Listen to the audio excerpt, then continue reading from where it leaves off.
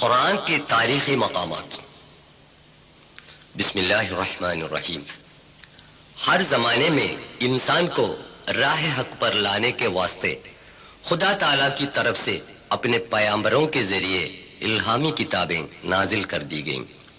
قرآن شریف وہ الہامی کتاب ہے جو 7ویں صدی میں نازل ہوئی اور دیگر تمام آسمانی کتابوں کی تکمیل ہے۔ یہ کتاب قیامت تک کے تمام انسانوں کے لیے چشمہ ہدایت بھی ہے۔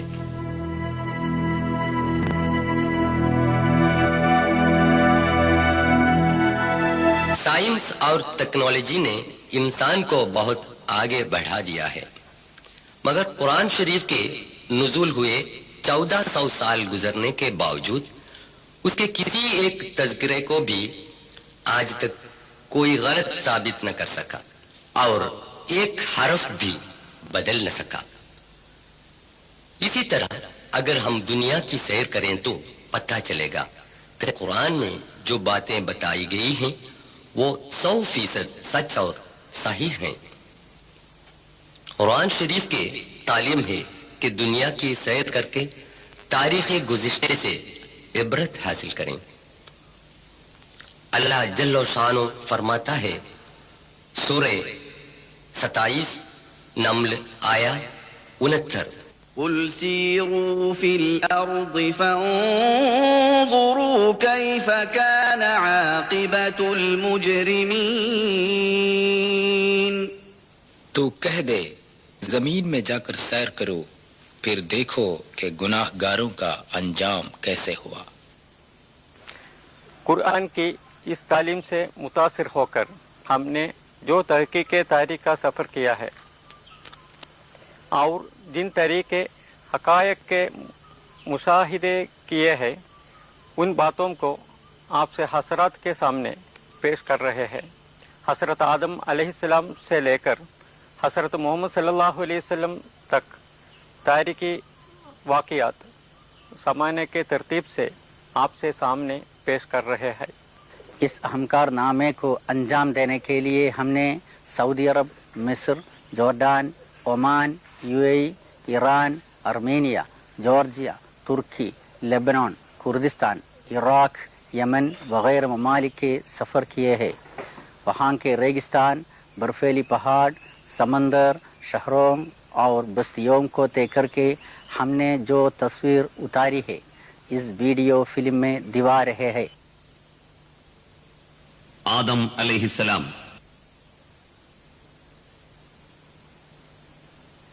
انسان ہے وہ جو اربوں کربوں حیوانات سے الگ تھلگ تمیز اور عقل کے ساتھ جنت میں پیدا کر کے زمین میں بھیجا گیا ہو۔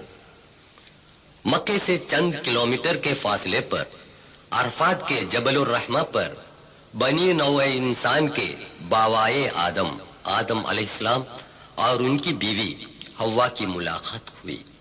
اکثر مفسرین کا یہ بیان ہے۔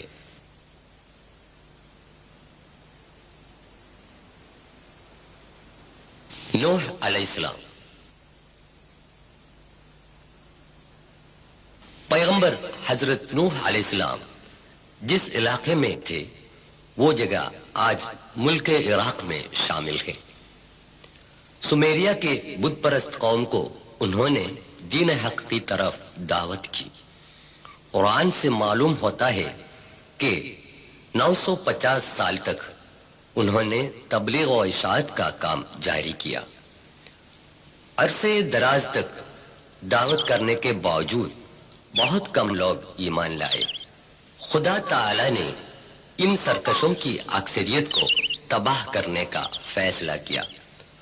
خدا تعالی نے حضرت نوح علیہ السلام کو حکم دیا کہ لکڑی کے تختوں سے ایک جہاز تیار کیا جائے اور ہر جانداروں کے جوڑوں کو بھی اس جہاز میں جگہ دے تاکہ ان کی نسل دنیا میں قائم رہے۔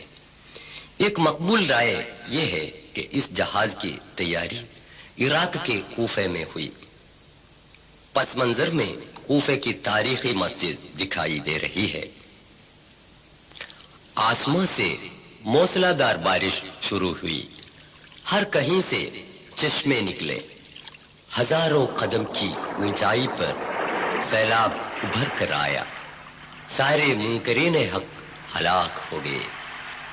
कई दिनों के बाद पानी घटने लगा। हजरत नूह अलैहिस्सलाम का जहाज जूदी पहाड़ पर जाके टकरा गया।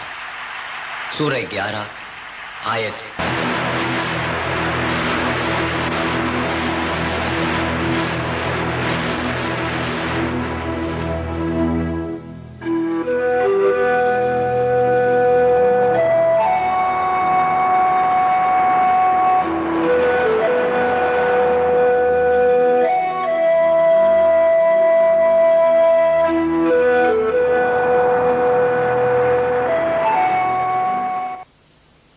बनी आद और हजरत हूद अलैहिस्सलाम।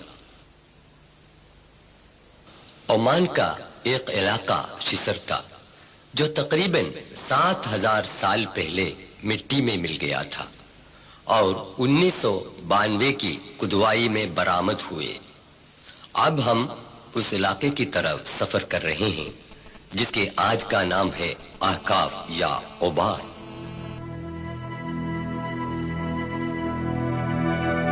ये है ओमान का शहर सलाला। यहाँ से 172 किलोमीटर रेगिस्तान से सफर करने पर ओबार पहुंचते हैं।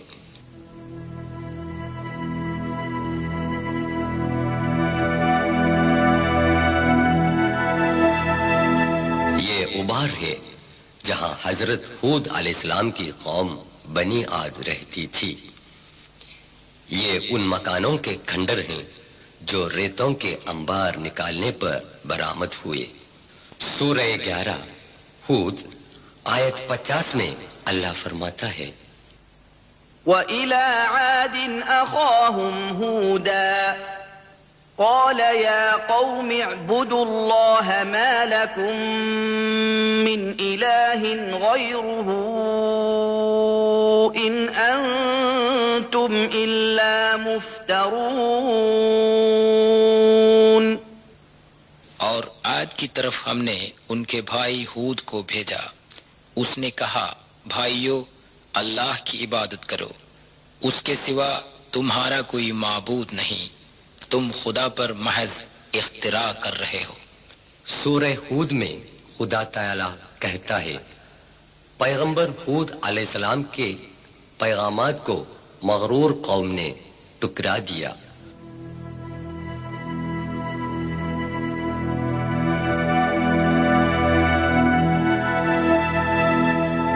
بنی عاد کو خدا تعالی نے پانی سے مالا مال کیا۔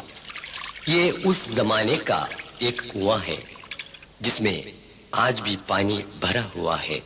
سورہ 89 الفجر آیات 6، 7 اور 8 میں اللہ فرماتا ہے، ألم تر كيف فعل ربك بعاد إرم ذات العماد التي لم يخلق مثلها في البلاد۔ کیا تم نے کبھی نہ دیکھا کہ تمہارے رب نے عاد کے ساتھ کیسا کیا، جو ارم کی قوم تھی، بڑے ستونوں والے تھے، سارے شہروں میں ویسی زوردار قوم پیدا نہیں ہوئی۔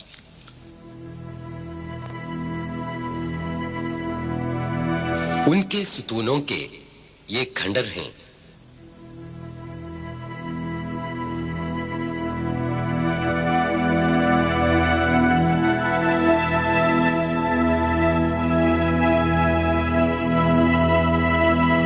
یہ وہ چیزیں ہیں جنہیں بنی عاد نے استعمال کیا ہے۔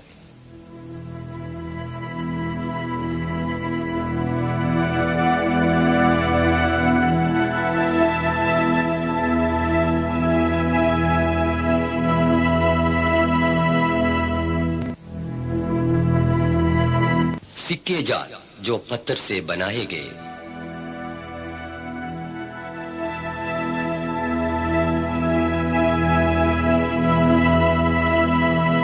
اس زمانے میں کثرت سے لوبان کی کھیتی ہوتی تھی۔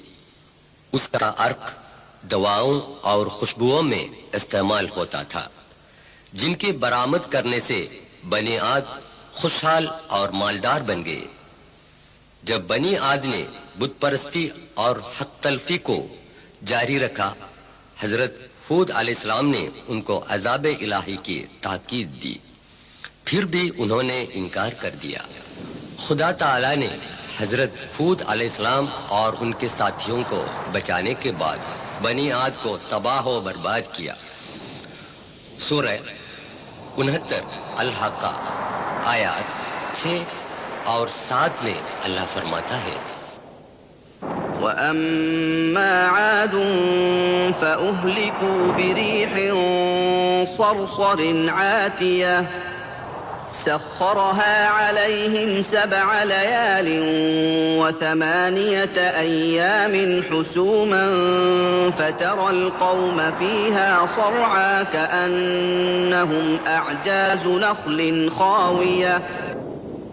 عاد قوم سخت ہوا سے ہلاک کی گئی جو ان پر 7 راتیں اور 8 دن برابر مسلط رہے۔ بس تو اس قوم کو دیکھنا کہ اونتھے پڑے ہیں، وہ گویا کھجوروں کے اکھڑے ہوئے تنے تھے۔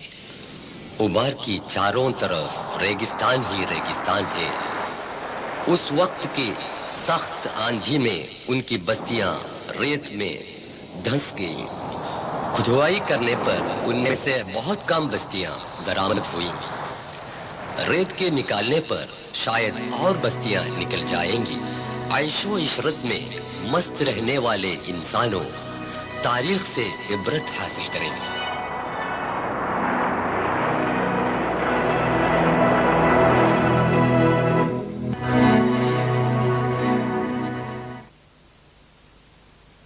حضرت صالح علیہ السلام اور قبیلہ تھمود تقریباً 5000 سال قبل ہجر میں قبیلہ سمود رہتی تھی۔ خدا تعالی نے ان لوگوں کے لیے حضرت صالح علیہ السلام کو پیغمبر بنا کر بھیجا۔ شہر مدینہ سے 405 کلومیٹر شمال میں مدائن صالح واقع ہے۔ حضرت صالح علیہ السلام نے اپنی قوم سے کہا، سورہ 11 ہود آیا 61 میں اللہ فرماتا ہے، وَإِلَىٰ ثَمُودَ أَخَاهُمْ صَالِحًا قَالَ يَا قَوْمِ اعْبُدُوا اللَّهَ مَا لَكُم مِّنْ إِلَٰهٍ غَيْرُهُ هُوَ أَنشَأَكُم مِّنَ الْأَرْضِ وَاسْتَعْمَرَكُمْ فِيهَا فاستغفروه ثم توبوا إليه إن ربي قريب مجيب۔ ہم نے سمودیوں کی طرف ان کے بھائی صالح کو بھیجا۔ اس نے کہا، بھائیو اللہ کی عبادت کرو، اس کے سوا تمہارا کوئی معبود نہیں۔ اس نے تم کو زمین سے پیدا کر کے آباد کیا، پھر تم اس سے بخشش مانگو، پھر اس کی طرف رجوع کرو۔ یقیناً میرا پروردگار قریب ہے اور قبول کرنے والا ہے۔ سورہ 15 الحجر آیا 82۔ وَكَانُوا يَنْحِتُونَ مِنَ الْجِبَالِ بُيُوتًا آمِنِينَ۔ وہ پہاڑوں کو تراش کر اطمینان کے ساتھ گھر بنا لیتے تھے۔ قرآن سورہ 89 آیے 9 میں اللہ فرماتا ہے، وَثَمُودَ الَّذِينَ جَابُوا الصَّخْرَ بِالْوَادِ۔ قوم سمود کو بھی تباہ کر دیا، جنہوں نے وادیوں میں پتھروں کو کھود کر گھر بنائے تھے۔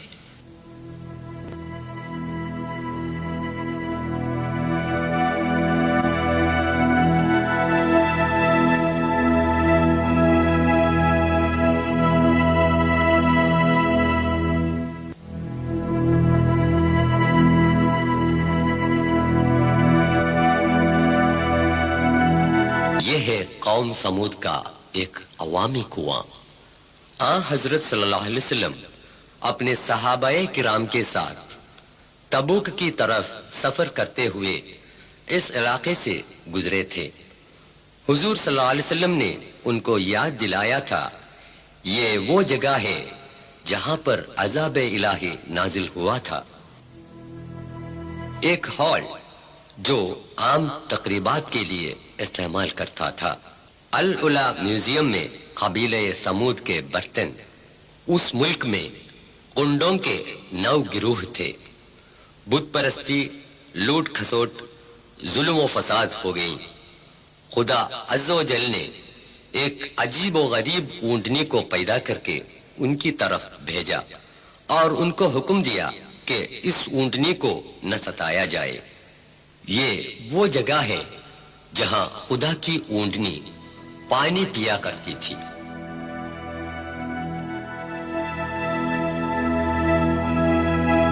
ان لوگوں نے خدا کو للکارا اور اس اونٹنی کو مار ڈالا۔ وہ ذلیل کام اس جگہ سے کیا تھا۔ صبح تڑکے انہیں خدا کی طرف سے سزا ملی۔ سورہ 11 خود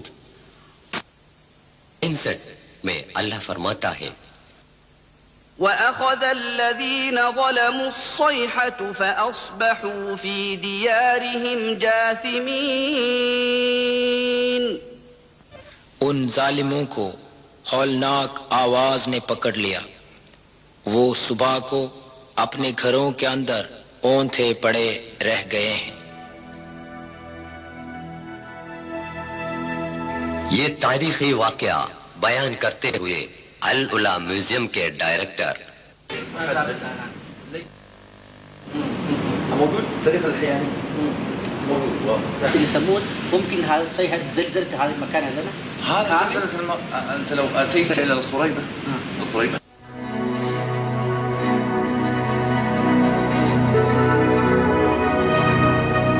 عیش و عشرت میں ڈوبے ہوئے انسانوں خبردار رہے۔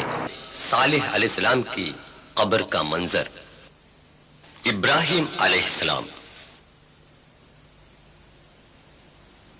شہر النصریہ عراق میں بغداد سے 400 کلومیٹر فاصلے پر دریائے فرات کے کنارے واقع ہے۔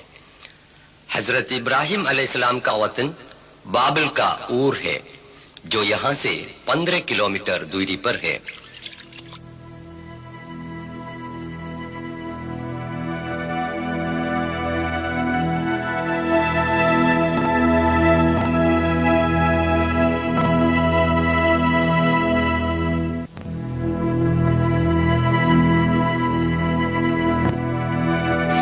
تقریباً 4000 سال پہلے حضرت ابراہیم علیہ السلام یہاں پیدا ہوئے۔ خلیل اللہ ابراہیم علیہ السلام کے ایمان کی پختگی اور ایثار و قربانی کا ذکر کئی مرتبہ آیا ہے۔ یہ حضرت ابراہیم علیہ السلام کا مکان ہے۔ قرآن شریف میں 69 موقعوں پر ان کا نام آیا ہے۔ حضرت ابراہیم علیہ السلام کی قوم چاند کی جو قریب 5000 دیوی دیوتاؤں کی پوجا کرتے تھے، انہوں نے اعلان کیا کہ اپنے ہاتھوں سے بنائے ہوئے اندھے اور بہرے بتوں کی پوجا کرنا سرکشی اور بیوقوفی کے سوا اور کچھ نہیں۔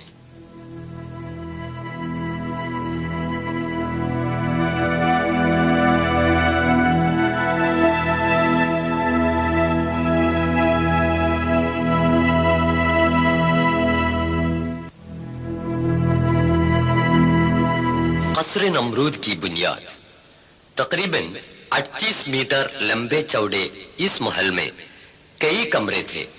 انہوں نے بتوں کو بے جان ثابت کرنے کے لیے ایک تدبیر کی۔ ان بتوں میں سے چندوں کو توڑ پھوڑ کر بڑے بت کے گلے پر کلہاڑی لٹکا دی۔ اس الزام میں بادشاہ نے فیصلہ کیا کہ ابراہیم کو آگ کے الاؤ میں پھینک دے۔ خلیل خدا حضرت ابراہیم علیہ السلام کو بے دردانہ آگ میں پھینک دیا کہ انہوں نے کھلم کھلا یہ اعلان کیا تھا سوائے رب العالمین کے کوئی معبود نہیں۔ خدا کا کرنا دیکھیے، اس نے آگ کی جلانے کی طاقت کو مٹا دیا۔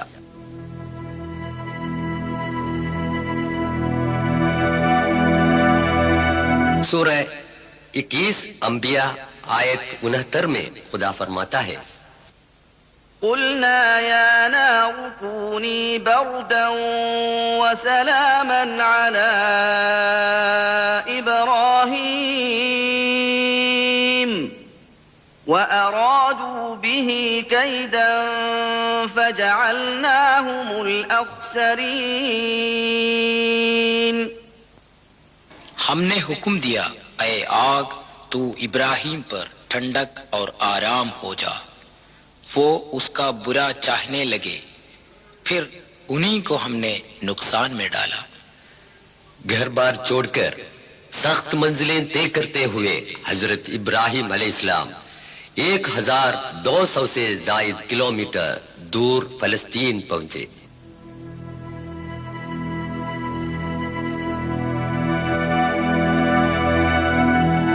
یہ الخلیل کے نام سے مشہور ہے. ہبرون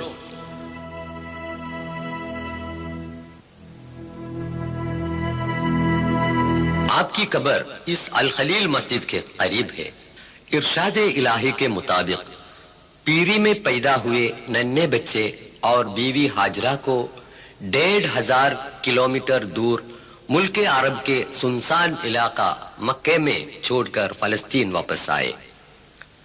مکے کی خوش وادی میں پانی کی تلاش میں صفا مروہ کے درمیان بیوی ہاجرہ بھاگی پھری. اس واقعے سے عبرت حاصل ہونے کے لیے حج اور عمرے کی سعی میں اسی جگہ لوگ تیزی سے چلتے ہیں.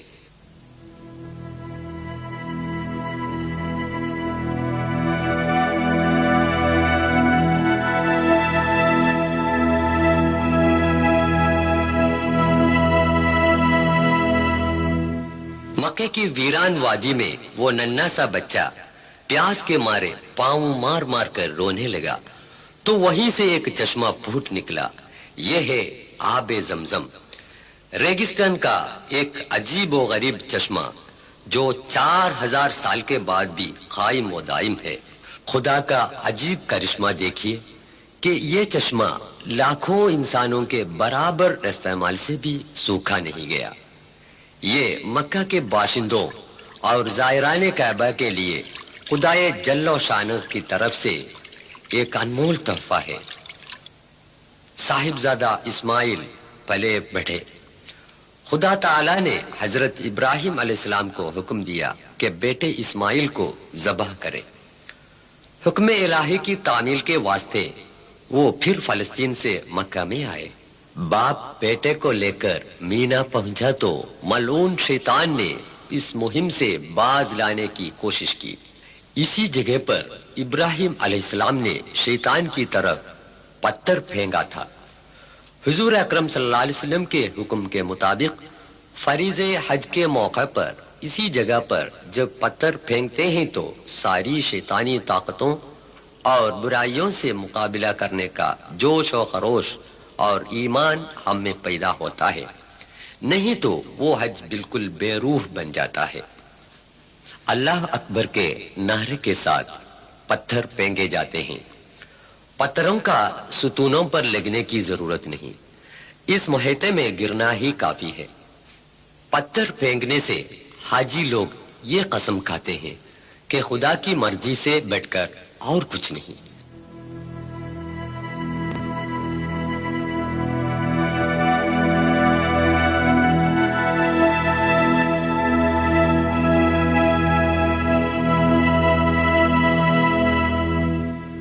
جب حضرت ابراہیم علیہ السلام نے اپنے بیٹے کو ذبح کرنے کے لیے لٹایا اور ہاتھ میں چھری لی تب خدا نے فرمایا، ٹھہرو ابراہیم، تم نے میرا حکم بجا لایا، اس کے بدلے ایک بکرے کو ذبح کریں. خدا کی راہ میں سب کچھ قربان کرنے کی آمادگی ہی اس کا مقصد ہے. جب بیٹا بڑا ہو گیا تو خدا کا حکم ہوا کہ دونوں مل کر پرانی بنیاد پر خانہ کعبہ کی تعمیر کریں. مسلمانان عالم کے اس روحانی مرکز کعبہ شریف کا طواف کرنا حج اور عمرہ میں فرض ہے.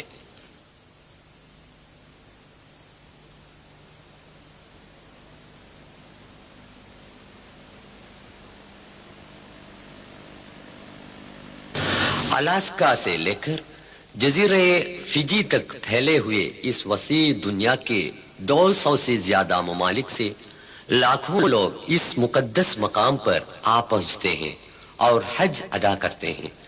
دیس بھیس، رنگ و زبان، حسب و نسب، کسی امتیازات کے بنا مسجد الحرام میں دوش بدوش ہو کر نماز پڑھنے والے حاجی لوگوں کو ہم دیکھ رہے ہیں.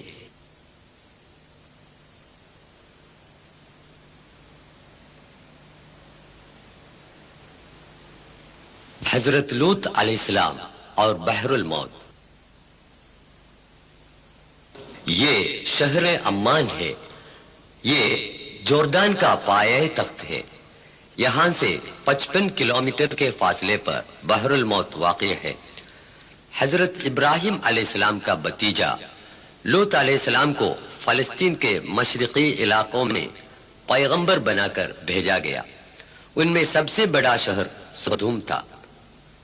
4000 سال قبل یہاں کے اکثر لوگ امرت پرست تھے. حضرت لوط علیہ السلام نے ان کو نصیحت دی کہ اس بدفعلی سے باز آئیں، مگر وہ باز نہ آئے اور کھلم کھلا گندے کام کرتے رہے. وہ لوگوں کو لوٹ مار بھی کرتے تھے. انہوں نے خدا سے دعا مانگی کہ ان بدکاروں سے بچائے. محض ان کے گھر والے آپ پر ایمان لائے، مگر ان کی بیوی ایمان نہیں لائی. وہ لوگ بدفعلی میں ایسے مبتلا تھے کہ فرشتوں کے بھی پیچھے پڑے جو اس ملک کو نیست و نابود کرنے کے لیے انسان کی صورت میں بھیجے گئے تھے. فرشتوں نے حضرت لوط علیہ السلام اور ان کے ساتھیوں سے وطن چھوڑنے کو کہا. بعد میں جو واقع ہوا قرآن یوں بیان کرتا ہے. سورہ 11 ہود آیت 82. فلما جاء أمرنا جعلنا عاليها سافلها وأمطرنا عليها حجارة من سجيل منضود.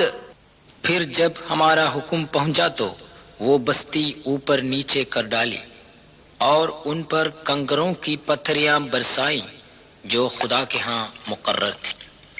ان بدماش لوگوں کو برباد کرنے کے لیے خدا تعالیٰ نے جو کیمیائی بارش برسائی اور زلزلہ پیدا کیا تھا، ان کے نتیجے میں بحر الموت کے نمک کی شرح دیگر سمندروں سے 8 گنا زیادہ ہے. نمک اور دیگر کھاری چیزوں کی زیادتی کی وجہ سے اس پانی کی ڈینسٹی بہت زیادہ ہو گئی ہے، لہذا اس میں لیٹنے پر کوئی ڈوب نہیں جاتا. اس میں جان کے نام و نشان نہیں ہے، اس لیے یہ بحر المیت کے نام سے مشہور ہو گیا ہے. 82 کلومیٹر لمبائی اور 18 میٹر چوڑائی کے اس سمندر کی گہرائی ہزاروں فٹ ہے. فلسطین کے اس پار سطح سمندر سے 1300 فٹ نچائی میں جوردان اور اسرائیل کے بیچ میں بحر المیت واقع ہے. سورہ 29 عنکبوت آیات 34 اور 35 میں خدا فرماتا ہے: إنا منزلون على أهل هذه القرية رجزا من السماء بما كانوا يفسقون ولقد تركنا منها آية بينة لقوم يعقلون. ہم اس بستی کے رہنے والوں پر ان کی بدکاری کی وجہ سے آسمان سے عذاب اتارنے والے ہیں. عقل مندوں کے لیے ہم نے اس میں ایک کھلی نشانی چھوڑی، اور وہی ہے یہ جھیل اور اس کے آس پاس کے مقامات.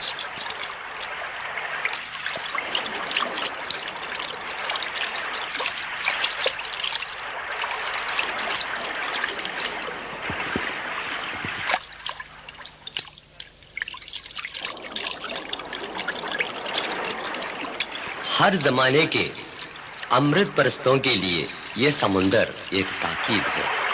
ہمیں یاد رکھنی چاہیے کہ سدوم کے باشندوں سے خدا کو کوئی نفرت بھی نہیں اور ہم سے کوئی خاص محبت بھی نہیں۔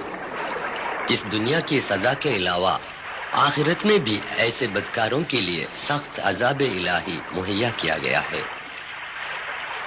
بدکاریوں میں مبتلا لوگ ان سے باز آئیں، تاریخ سے عبرت حاصل کر کے پاک و پاکیزہ زندگی گزاریں۔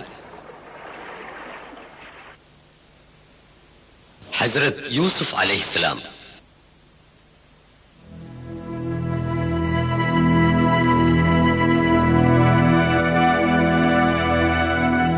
حضرت یوسف علیہ السلام حضرت یعقوب یعنی اسرائیل علیہ السلام کے بیٹے تھے۔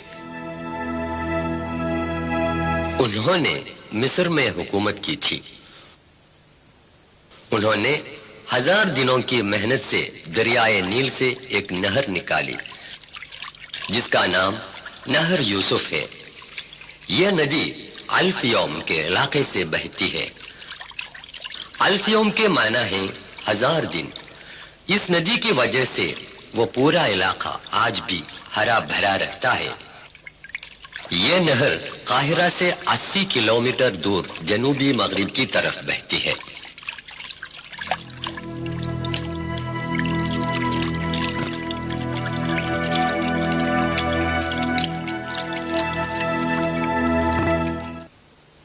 حضرت شعیب علیہ السلام۔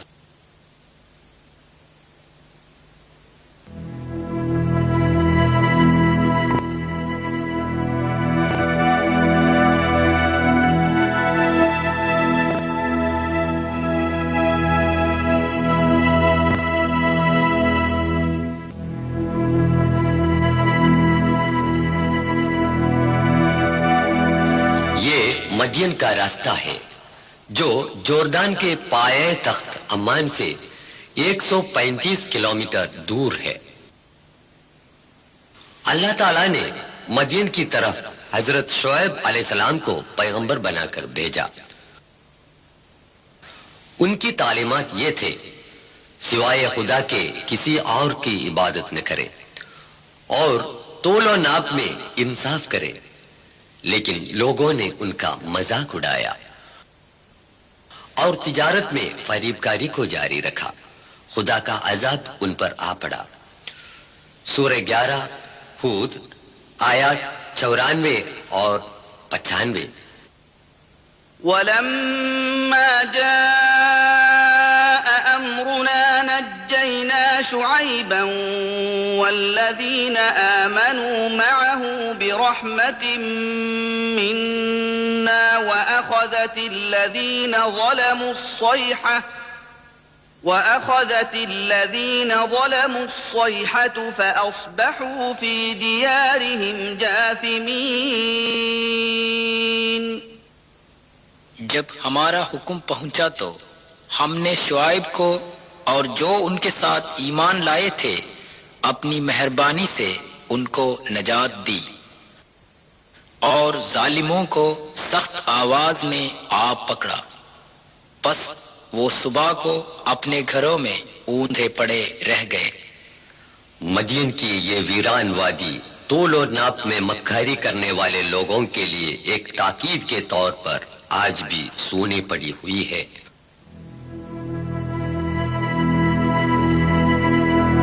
خدا تعالی نے حضرت شعیب علیہ السلام کو بچا کے جوردان کے سلط پہنچا دیا۔ ان کی قبر اس مسجد کے پاس ہے۔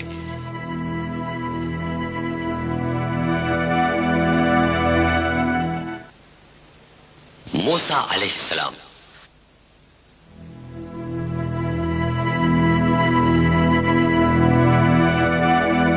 حضرت موسیٰ علیہ السلام 3200 سال پہلے مصر میں پیدا ہوئے۔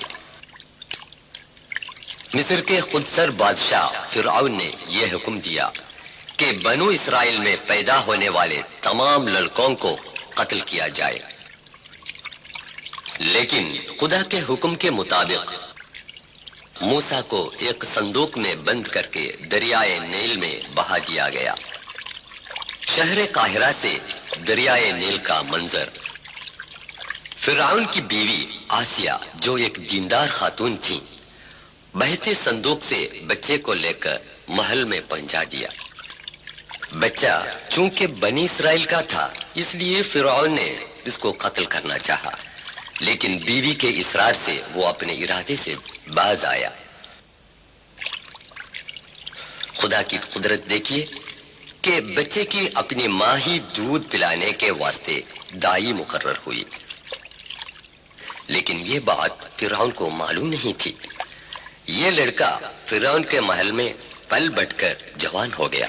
एक दिन किसी बेगुनाह बनी इसराइली को जालिम किब्ती के जुल्म से बचा रहा था कि मूसा के हाथों किब्ती मारा गया। अनजाने में कत्ल वारिद हुआ। फिरौन की फौज इस मुजरिम की तलाश में थी। ये खबर पाकर मूसा वतन छोड़कर भाग निकला।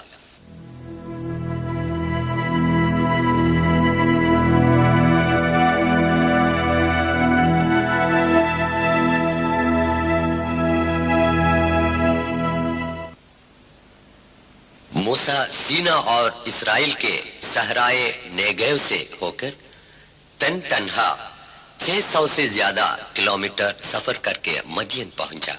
बाद में जो वाक़े हुआ सूरा 28 अल कसस आया 23 में अल्लाह फरमाता है, वलम्मा वरद माअ मदियन वजद अलैहि उम्मतन मिनन नास यस्कून ववजद मिन दूनिहिम इम्रअतैन तज़ूदान ووجد من دونهم امرأتين تذودان قال ما خطبكما قالتا لا نسقي حتى يصدر الرعاء وأبونا شيخ كبير. جب وہ مدین کے پانی پر پہنچا تو اس نے اس پر آدمیوں کی ایک بھیڑ پائی جو بکریوں کو پانی پلاتے تھے، اور ان سے 2 عورتیں پائیں جو بکریوں کو روکے ہوئی تھیں۔ موسیٰ نے کہا تمہارا کام کیا ہے؟ انہوں نے کہا جب تک چرواہے نہ ہٹیں ہم پانی نہیں پلا سکتی اور ہمارا باپ بڈھا ہے۔ موسیٰ علیہ السلام نے ان کی بکریوں کو پانی پلایا۔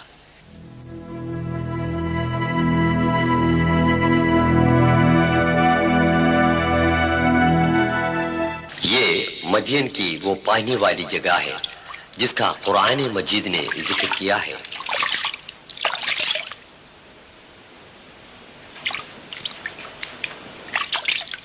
سورہ 28 القصص آیت 24۔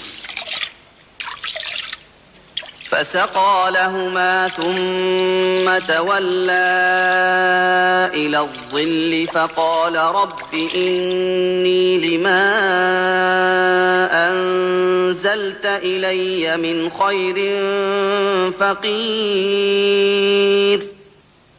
پھر اس نے ان کے جانوروں کو پانی پلا دیا، پھر ہٹ کر چھاؤں کی طرف آیا، بولا اے رب تو جو چیز میری طرف اتارے وہ اچھی ہیں اور میں اس کا محتاج ہوں۔ حضرت موسیٰ علیہ السلام نے اسی سائے میں آرام کیا تھا۔ تب عورتوں میں سے ایک نے آ کر کہا بکریوں کو پانی پلانے کی اجرت دینے کے لیے آپ کو ابا جان بلاتے ہیں۔ ان کے والد تھے حضرت شعیب علیہ السلام جن کا گھر اس پہاڑی کے ڈھلوان پر تھا۔ حضرت موسیٰ علیہ السلام حضرت شعیب علیہ السلام کی صاحبزادی سے شادی کر کے مدین میں رہے۔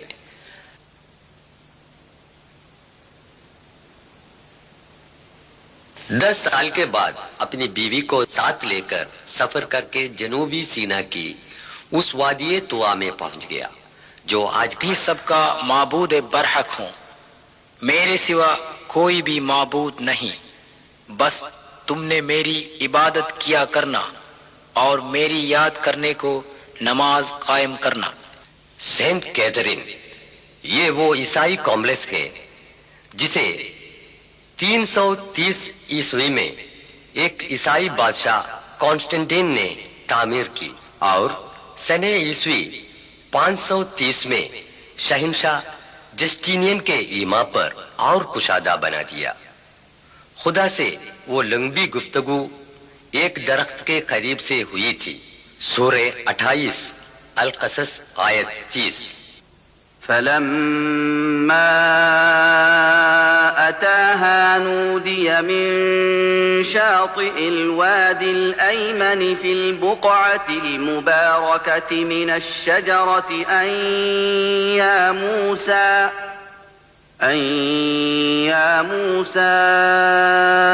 إني أنا الله رب العالمين.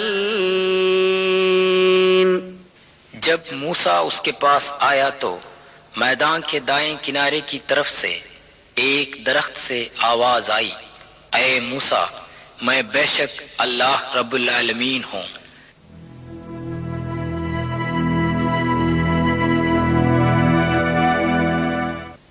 جہاں کلام الہی سنایا گیا تھا وہاں ایک درخت تھا. آج اسی جگہ پر ایک اور درخت لگایا گیا ہے. چونکہ اس وقت شعلہ دکھایا گیا تھا اس لیے یہ درخت سلگتے پودے برننگ ٹری کے نام سے مشہور ہے. عیسائیوں کی بنائی گئی اس سینٹ کیتھرین کمپلیکس کو محفوظ رکھنے کے لیے سنہ 6 ہجری میں حضرت صلی اللہ علیہ وسلم کا ارسال فرمایا ہوا خط آپ کی فراخ دلی اور مذہبی رواداری کا ثبوت بن کر قائم رہتا ہے. اس خط کی کاپی اس کمپلیکس کے اندر محفوظ ہے. پھر خدا تعالی نے موسیٰ علیہ السلام کو حکم دیا کہ ہاتھ کی جو لاٹھی ہے اسے زمین پر ڈال دے. فوراً وہ ایک سانپ بن گئی. جب اس کو پکڑ دیا پہلے کی طرح وہ لاٹھی بن گیا اور ہاتھ بغل میں ملانے سے نہایت سفید نکلے. یہ دونوں قوتیں حضرت موسیٰ علیہ السلام کو نبوت کے ثبوت میں معجزہ کے طور پر ملی تھی. پھر خدا نے حکم دیا کہ حضرت ہارون علیہ السلام کو ساتھ لے کر فرعون کے پاس جائیں. انہوں نے فرعون سے کہا ہم دونوں پروردگار عالم خدا تعالیٰ کے پیغمبر بنا کر بھیجے ہوئے ہیں، اس لیے خدا کا حکم مانے اور بنی اسرائیل کو آزاد کر کے ہمارے ساتھ بھیج دیں. فرعون کی حکومت میں انہیں توحید کی تعلیم دینا ناممکن تھا. فرعون چونکہ اپنے آپ کو خدا مانتا تھا اس لیے کائنات کے رکھوالے کو خدا ماننے کو تیار نہیں ہوا. بنی اسرائیل کو غلام بنایا اور ان سے سخت محنت کروایا. اہرام مصر. بنی اسرائیل کو غلام بنا کے بادشاہان فرعون نے گیسا میں جو اہرام تعمیر کرائے تھے وہ آج بھی دنیا کے عجائبات میں شمار کیے جاتے ہیں.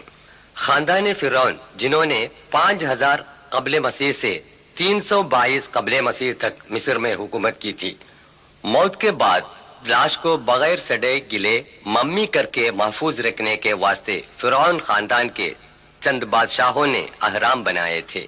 ان میں سے سب سے بڑا چیوف ہے جو بادشاہ کوفو کا پیرامڈ ہے. یہ 4500 سال پہلے بنایا ہوا تھا.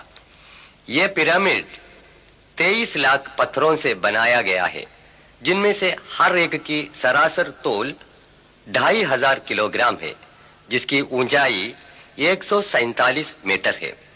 اس کی تکمیل کے لیے 3 لاکھ مزدوروں نے کئی سال محنت کی تھی. یہ اندازہ لگایا جا سکتا ہے کہ اس زمانے میں جبکہ کرائن بھی موجود نہ تھا ان پتھروں کو اوپر تک پہنچانے میں مزدوروں نے کیسی مشقتیں اٹھائی ہوں گی. گیسا میں دوسرا پیرامڈ بادشاہ شیفون اور تیسرا میسرنس بادشاہ کے ہیں.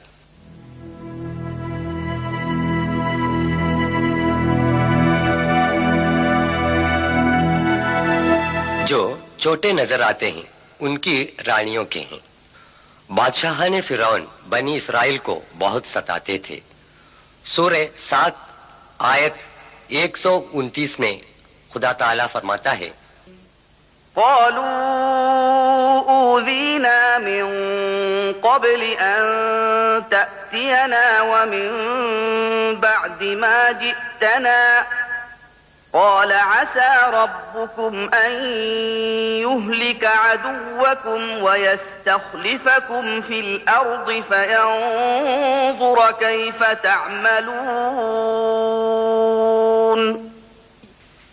بنی اسرائیل نے کہا تیرے آنے سے پہلے بھی ہم کو ایذائیں پہنچتی رہیں اور تیرے آنے کے بعد بھی۔ موسیٰ علیہ السلام نے کہا خدا سے امید ہے کہ تمہارے دشمن کو ضرور ہلاک کرے گا اور تم کو زمین میں بادشاہ بنا دے گا، پھر تمہارے کاموں کو بھی دیکھے گا۔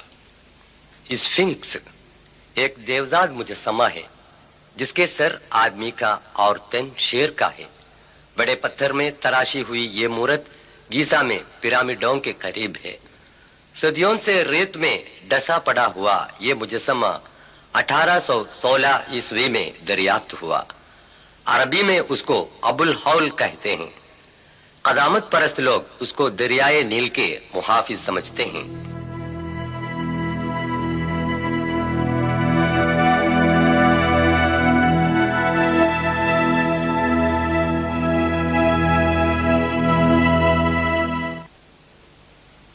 فرعون،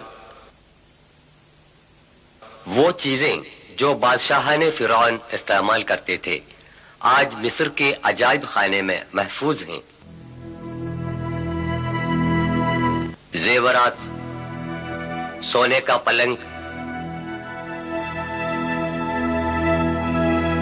سکے،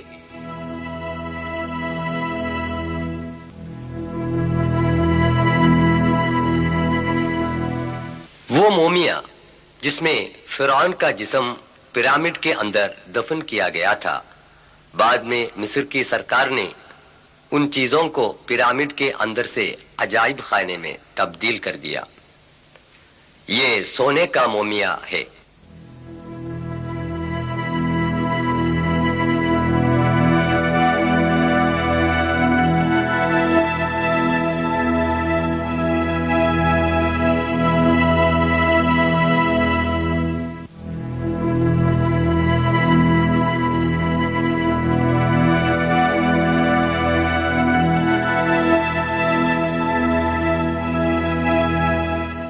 خدا تعالیٰ کے حکم کے مطابق موسیٰ علیہ السلام نے فیصلہ کیا کہ بنی اسرائیل کو فرعون کے ظلم و ستم سے بچائے۔ حضرت موسیٰ علیہ السلام اور حضرت ہارون علیہ السلام ہزاروں بنی اسرائیلیوں کو ساتھ لے کر چپکے سے راتوں رات مصر سے روپوش ہو گئے۔ یہ جان کر فرعون بھاری لشکر لے کر ان کو پکڑنے کے لیے نکلا۔ تاریخ سے پتہ چلتا ہے کہ بحر احمر کے شمالی طرف خلیج سوئز کے شمال میں دونوں پہنچ گئے۔ اس نازک موقع پر خدا تعالیٰ نے حکم دیا۔ سورہ 26 آیت 63۔ فأوحينا إلى موسى أن اضرب بعصاك البحر فانفلق فكان كل فرق كالطود العظيم۔ آیت 92 میں خدا تعالیٰ فرماتا ہے فاليوم ننجيك ببدنك لتكون لمن خلفك آية وَإِنَّ كَثِيرًا مِّنَ النَّاسِ عَنْ آيَاتِنَا لَغَافِلُونَ۔ بس آج کے روز ہم تیرے جسم کو باہر پھینکیں گے تاکہ تو اپنے پچھلے لوگوں کے لیے نشاں ہو، اور بہت سے لوگ ہماری نشانیوں سے غافل ہیں۔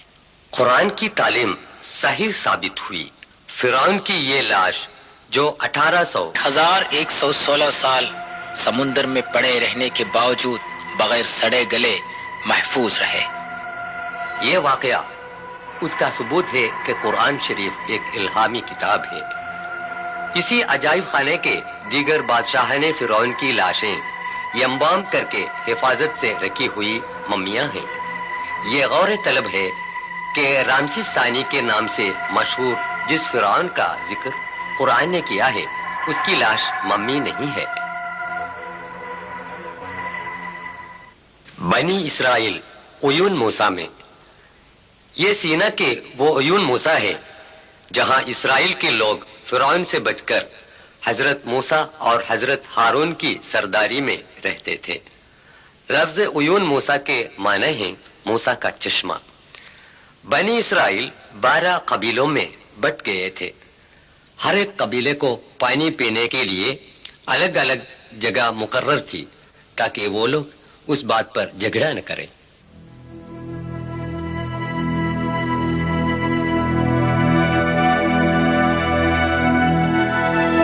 یہ کنواں ان میں سے ایک ہے۔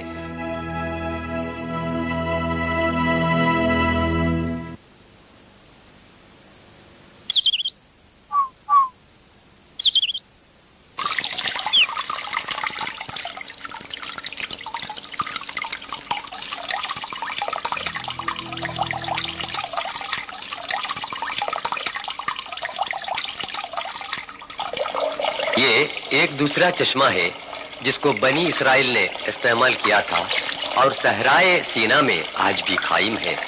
چشمے کی جگہ پر جو لوہے کی نلی کا کھنڈر دکھائی دے رہا ہے وہ بعد میں قائم کیا گیا تھا۔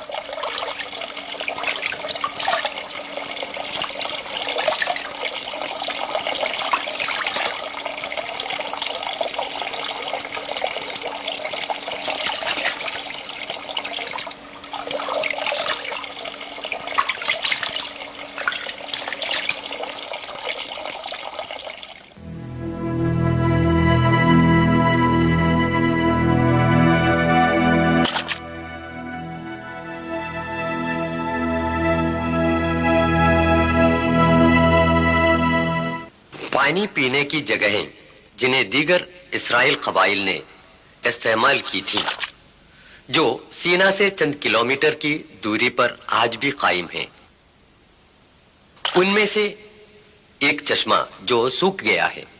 بنی اسرائیل نے پھر سے سینا کی طرف رخ کیا۔ موسیٰ علیہ السلام نے ان کو وادی طوا کے قریب وادی راہا میں بسایا۔ وادی طوا میں موسیٰ علیہ السلام کی آمد یہ دوسری بار ہے۔ اس زمانے میں بنی اسرائیل کو پانی کی قلت محسوس ہوئی۔ ان لوگوں نے حضرت موسیٰ علیہ السلام سے شکایت کی۔ بعد کے واقعات خدا تعالی یوں بیان کرتا ہے۔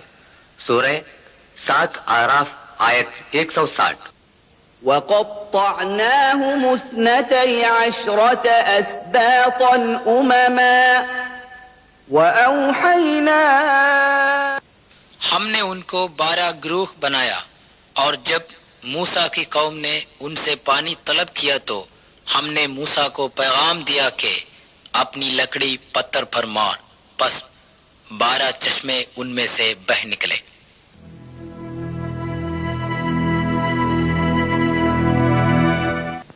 Swiss canal university research centre کے عہدیدار اس کے متعلق بیان دیتا ہے۔ كده يسموه وادي ال40، اجتمعوا 40 ولي هنا في وادي ال40، بعدين عطشوا قال يا موسى احنا عطشنا. قال انا عليه الصلاه والسلام 40 يوم ميقات 40 يوم قال احنا لميقات ربه 40 يوم هم. ايوه كتلهم، وبعدين خبط لهم الصخره ب 12 عين، طلعوا 12 عين قالوا انا عايزين نشرب يا موسى، خبط 12 عين وبعدين شربوا من وادی 40 کے نام سے مشہور اس وادی میں موسیٰ علیہ السلام نے اس پتھر پر مارا ہے۔ چشمے جو نکلے تھے اس کی نشانیاں آج بھی برقرار ہیں، بعد میں سوکھ گئے۔ یہ تقریباً وادی طوا سے 3 کلومیٹر فاصلے پر ہے۔ أن اضرب بعصاك الحجر فانبجست منه 12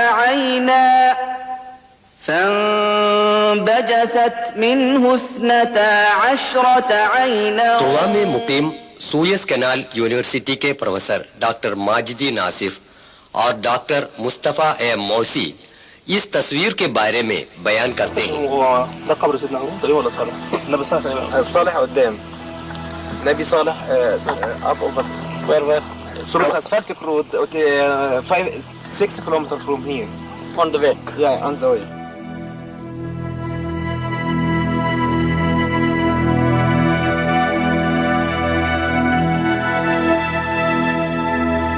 خدا تعالیٰ نے حکم دیا کہ سینا کے قریب بنی اسرائیل کو بسائے، اور سینا پہاڑ کے اوپر جس کی اونچائی 7359 قدم ہے 40 دن اللہ تعالیٰ کی عبادت میں بیٹھے رہیں۔ سورہ 7 اعراف آیت 142 میں اللہ تعالیٰ فرماتا ہے، وواعدنا موسى 30 ليلة وأتممناها ب10 فتم ميقات ربه 40 ليلة وقال موسى لأخيه هارون اخلفني في قومي وأصلح ولا تتبع سبيل المفسدين. ہم نے موسیٰ سے 30 یوم کا وعدہ کیا اور 10 روز بڑھائے تو وعدہ الہی پورا 40 روز کا ہوا. اور موسیٰ اپنے بھائی ہارون سے کہہ گیا تھا کہ میری قوم میں میری نیابت کر اور اصلاح کرتے رہیے اور مفسدوں کی راہ نہ چلیو. بائبل میں حریب کے نام سے مشہور اسی پہاڑ کے اوپر حضرت موسیٰ علیہ السلام عبادت میں مصروف رہے تھے کہ خدا تعالیٰ کی دیدار کا مطالبہ کیا. سورہ 7 آراف آیت 143. تو مجھے ہرگز نہ دیکھ سکے گا لیکن تو پہاڑ کی طرف نظر رکھ، اگر وہ اپنی جگہ پر قائم رہا تو بھی مجھے دیکھ سکے گا. پس جب خدا نے پہاڑ پر ذرا سا جلوہ کیا تو اس کو ریزہ ریزہ کر دیا. وہ تباہ شدہ پہاڑ جو خدائے عز و جل کی محض ایک جھلک کی تاب نہ لا سکے، سینا کے قریب اسی وادی میں کہیں تھا. بنی اسرائیل کو راہ حق پر لانے کے واسطے خدا تعالی نے جو آسمانی کتاب تورات نازل کی تھی وہ اسی طور سینا پہاڑ میں تھا. عیسائیوں کا عقیدہ ہے اسی طور سینا میں موسیٰ علیہ السلام کو 10 فرمانے الہی نازل ہوئے تھے. ان میں سے سب سے اہم حکم یوں پڑھ سکتے ہیں. قدیم بائبل باب 20 میں 2 سے 5 تک جملے. میں خدا جو تمہارا یہوہ ہوں، سوائے میرے اور کوئی دیوتا تمہارے لیے نہیں ہونا چاہیے. جنت، زمین کے اندر یا پانی کے اندر کی کسی چیز کا بت مت بنانا، ان کے آگے سر جھکانا اور ان کی پرستش کرنا منع ہے. پہاڑ کے سب سے اوپر یہ گرجا گھر جسٹینین بادشاہ کا بنایا ہوا ہے.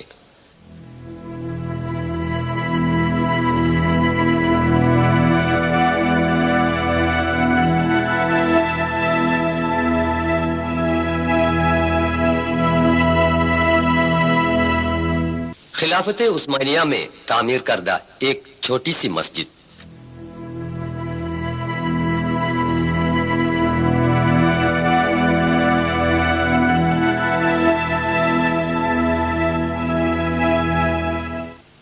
جب تک حضرت موسیٰ علیہ السلام سینا پہاڑ سے واپس نہ آئے تب تک بنی اسرائیل میں سے ایک گروہ سامری نام سے مشہور ایک سونار کے بنائے گئے سونے کے بچڑے کی پوجا کر کے خدا تعالی کی ناراضگی کا شکار بن چکا تھا. یہ بھی اس وادی راہا کے دوران قیام میں ہے. سوئس کنال یونیورسٹی ریسرچ سینٹر کے محقق جناب کمال عودہ یہی بیان کرتے ہوئے هم يقال ان هناك تجمع بني اسرائيل في هذه المنطقة وانتظروا سيدنا موسى حينما ذهب الى ميقات ربه، والعجل الذي عبده بني اسرائيل مطبوع على الصخر بمواجهة وادي الراحة، مطبوع على الجبل في مواجهة وادي.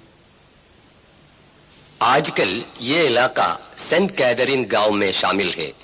یہ مصر کے پایہ تخت قاہرہ سے تقریباً 500 کلومیٹر دوری پر واقع ہے. بعد میں حضرت ہارون علیہ السلام انتقال فرما گئے جن کو خدا تعالی نے موسیٰ علیہ السلام کے مددگار کے طور پر بھیجا تھا. جب اس وادی کی طرف جاتے ہیں تو کوہ کے اوپر جو عمارت دکھائی پڑتی ہے وہ حضرت ہارون علیہ السلام کے قبرستان پر عیسائیوں کی بنائی ہوئی ہے.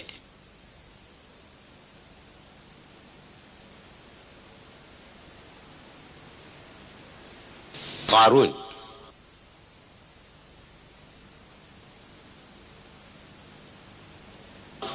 موسیٰ علیہ السلام کے زمانے میں یعنی 13ویں صدی میں نسل بنی اسرائیل کے ایک دولت مند آدمی گزرے تھے، قارون.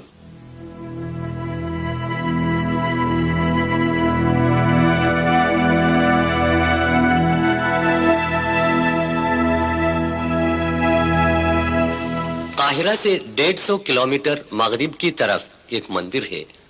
اس مقام کا نام قصر قارون ہے. قرآن شریف کے سورہ 28 قصص آیت 74 میں یوں بتایا گیا ہے: إن قارون كان من قوم موسى فبغى عليهم وآتيناه من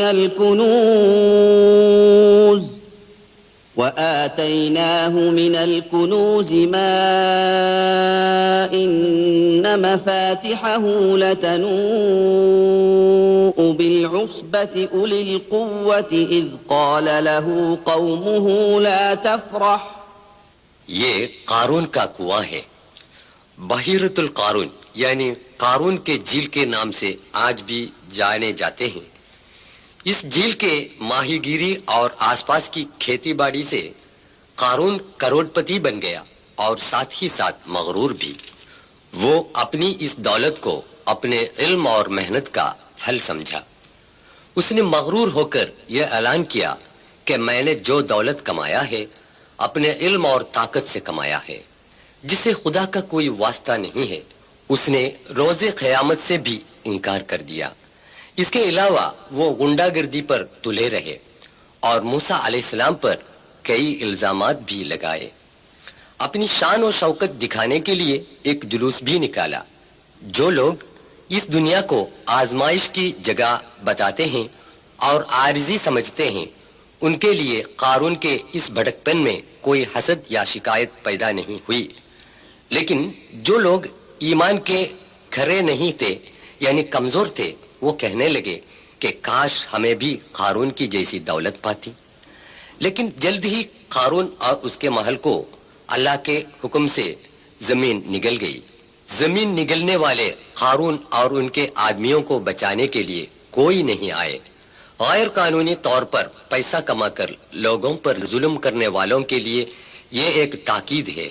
یاد رہے کہ اس وقت قارون کا جو انجام ہوا، اس طرح خدا تعالی تم لوگوں کو بھی آسانی سے برباد کر سکتا ہے. اس کے علاوہ آخرت کی سزا بھی کتنی شدید ہوگی. اس لیے عاجز رہو اور نیک بنو اور خدا کا شکر ادا کرو.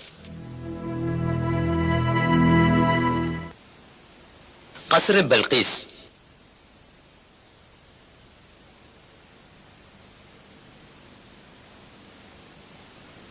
فلسطین میں داؤد علیہ السلام کا صاحبزادہ پیغمبر سلیمان علیہ السلام باپ کے بعد بادشاہ بن گئے. ان کی کئی معجزات میں پرندوں اور جانداروں کی زبان سمجھنے اور ان سے بات کرنے کی صلاحیت بھی تھی. یمن کے مغرب کے قریب رہنے والے قبیلہ سبا اپنی ملکہ بلقیس کی قیادت میں سورج کی پوجا کرتے ہیں. ایک پرندے نے یہ دیکھا. ایک دن اس نے سلیمان علیہ السلام کو یہ بات سنائی. یہ بلقیس کے مندر کا کھنڈر ہے جہاں سورج کی پوجا ہوتی تھی. بلقیس سلطنت بنی طبع کی ملکہ تھی. حضرت سلیمان علیہ السلام نے ان کے نام پر ایک خط لکھا جو خدا کے نام سے شروع کرتا ہے، جس میں لکھا ہے کہ مخلوق کی پرستش چھوڑ دو، اس خدا کی عبادت کرو جو اس کائنات کا خالق اور پروردگار ہے. انہوں نے یہ بھی لکھا کہ خدا کا حکم مان کر سچے مومن بن جائے. خود ہی نے یہ خط یمن میں پہنچا دیا، جس نے حضرت سلیمان علیہ السلام کو ملکہ بلقیس کی خبر دی تھی. رانی سبا یعنی کہ ملکہ بلقیس کے محل کے کھنڈر یمن کے سبا میں آج بھی آپ دیکھ سکتے ہیں، جو مخلوق کی پرستش اور خرافات کی ظلمت سے صرف خدائے واحد کی عبادت کرنے کے لیے سچائی کے راستے میں آئی تھی. ملکہ بلقیس یمن سے 2200 کلومیٹر دور جیروسلم میں حضرت سلیمان علیہ السلام کے پاس آئی. اس سے پہلے تختے ملکہ بلقیس معجزہ کے ذریعے حضرت سلیمان علیہ السلام نے جیروسلم میں پہنچا دیا تھا. جیروسلم میں پہنچ کر ملکہ نے اعلان کیا. سورہ 27 النمل آیا 44. قالت رب إني ظلمت نفسي وأسلمت مع سليمان لله رب العالمين. اے میرے پروردگار، میں نے اپنے نفس پر ظلم کیا اور میں سلیمان علیہ السلام کے ساتھ اللہ رب العالمین کی فرما بردار ہوں.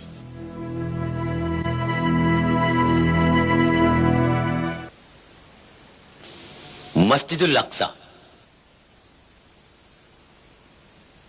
مکے کی مسجد الحرام کو قبلہ بنانے سے پہلے دنیا کے مسلمان فلسطین کے مسجد الاقصی کی طرف رخ کر کے نماز پڑھا کرتے تھے. مسجد الاقصی یعنی بیت المقدس مسلمانوں کے لیے مسجد الحرام اور مسجد النبوی کے بعد سب سے مقدس مانی جاتی ہے. سفر اسراء میں حضرت صلی اللہ علیہ وسلم مسجد الاقصی تک تشریف لائے گئے. یہاں سے پھر سفر معراج ہوا. اسی جگہ پر حضرت عمر رضی اللہ عنہ نے ایک گنبد تعمیر کی. بعد میں اموی خلیفہ عبد الملک نے اس کو نئے سرے سے تعمیر کی. یہ گنبد قبۃ الصخرہ یعنی ڈوم آف دی راک کہا جاتا ہے. مسجد الاقصی حضرت سلیمان علیہ السلام کی تعمیر کردہ ہے.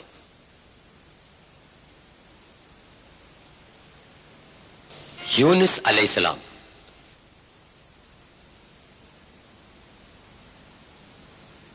شہر نینوا یعنی موصل عراق کے پائے تخت بغداد سے 400 کلومیٹر شمال پر واقع ہے.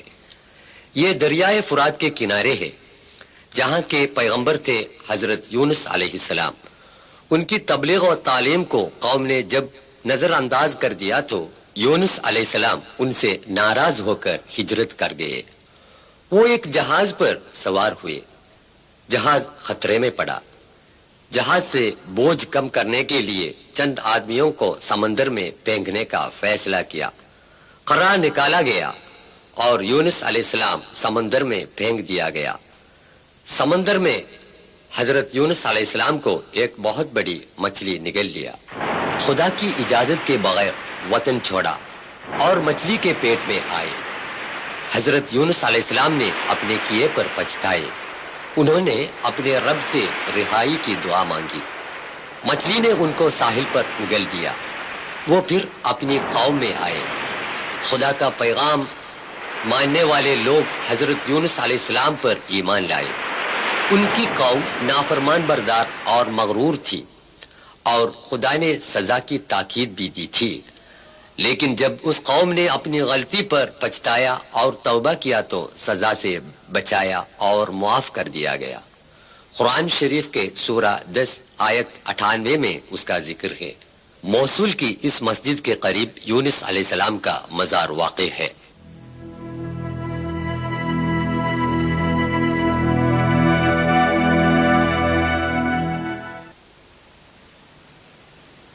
ذوالقرنین.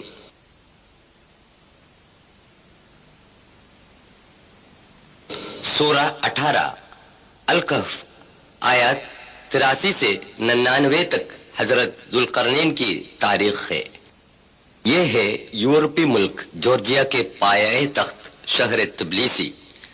6 صدی قبل مسیح میں ذوالقرنین کی قوم اس علاقے میں آباد تھی.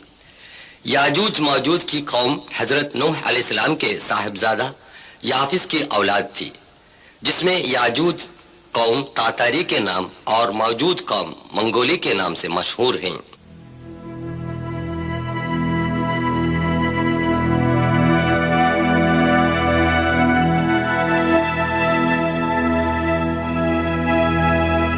اب ہم شہر تبلیسی سے سفر کر رہے ہیں.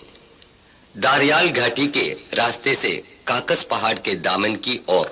یاجوج ماجوج کے غیر مہذب اور ظالم لوگ داریال گھاٹی کے راستے سے آ کر کاکس کے جنوبی علاقے میں لوٹ مارا کرتے تھے. تبلیسی اسٹیٹ یونیورسٹی میں تاریخ کے پروفیسر ڈاکٹر ڈیڈوی ڈنڈوا فرما رہے ہیں. Yes, there are some passes, but the most important pass was this pass, because most aggressive tribes were living beyond this pass. اکثر لوگوں کا خیال ہے کہ ذوالقرنین ایران کے سیرس بادشاہ تھے.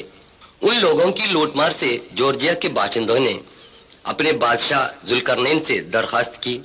انہوں نے کہا سورہ 18 الکہف آیت 96 پہ آتوني زبر الحديد حتى إذا ساوى بين الصدفين قال انفخوا حتى إذا جعله نارا قال إذا جعله نارا قال آتوني أفرغ عليه قطرا. میرے پاس لوہے کے ٹکڑے لاؤ. حتیٰ کہ جب درے کے اوپر کے کناروں تک پہنچ گئی اس نے حکم دیا کہ اس میں آگ لگا دو. یہاں تک کہ جب اس کو بالکل آگ کر دیا تو اس نے کہا لاؤ میں اس پر پگھلا ہوا تانبا انڈیل دوں.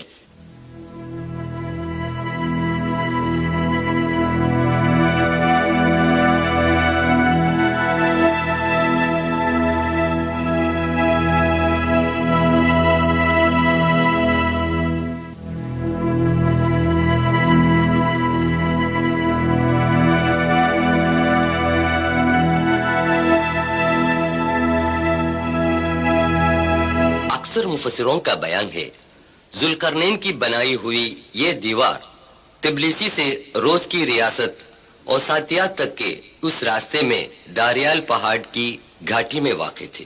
وہ دیوار اتنی مضبوط تھی کہ یاجوج ماجوج کی لوٹ مار سے ذوالقرنین کی قوم بچ گئی. آگے چل کر یہ دیوار پورے طور پر برباد کی گئی. اب اس کا نام و نشان باقی نہیں. فولادی دیوار بنانے کی تکنیکی صلاحیت ذوالقرنین نے اپنی قوم کی بھلائی کے لیے استعمال کی اور خدا نے ان کا نام آسمانی کتاب میں قیامت تک جاودان بنا دیا. سائنس اور ٹیکنالوجی کی تعلیم یافتہ لوگوں کے لیے ذوالقرنین ایک نمونہ ہے. سماج کی ترقی اور بہبودی کے لیے سائنس اور ٹیکنالوجی کا استعمال کریں اور دونوں جہاں میں کامیابی حاصل کریں.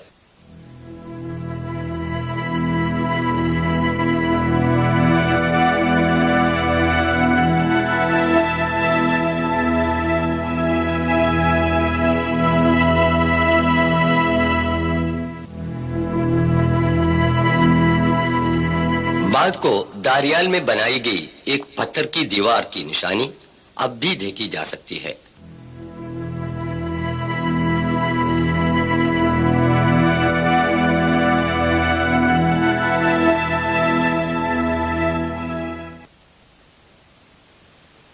حضرت عیسیٰ علیہ السلام. یہ ہے بیتلہیم جو عیسیٰ علیہ السلام کے مقام پیدائش سے مشہور ہے. روز محشر میں خدا تعالی حضرت عیسیٰ علیہ السلام سے مخاطب ہو کر یوں کہے گا. قرآن یوں بیان کرتا ہے. سورہ 5 مائدہ آیت 116 کا خلاصہ مختصراً یوں ہے. صاحب زادے مریم، کیا تو نے یہ بتایا تھا کہ سوائے اللہ کے تجھے اور تیری والدے کو خدا بنائے؟ تب حضرت عیسیٰ علیہ السلام فرمائے گا تو کتنا پاک ہے، میں وہ نہیں کہہ سکتا جسے کہنے کا مجھے حق نہیں ہے. اگر میں وہ کہا ہوتا تو بے شک تو جانتا. میرے دل میں جو ہے وہ تو جانتا ہے، تیرے دل میں کیا ہے میں نہیں جانتا.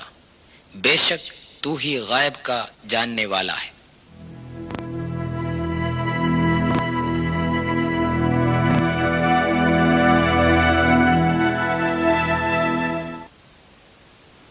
مارب کا بند.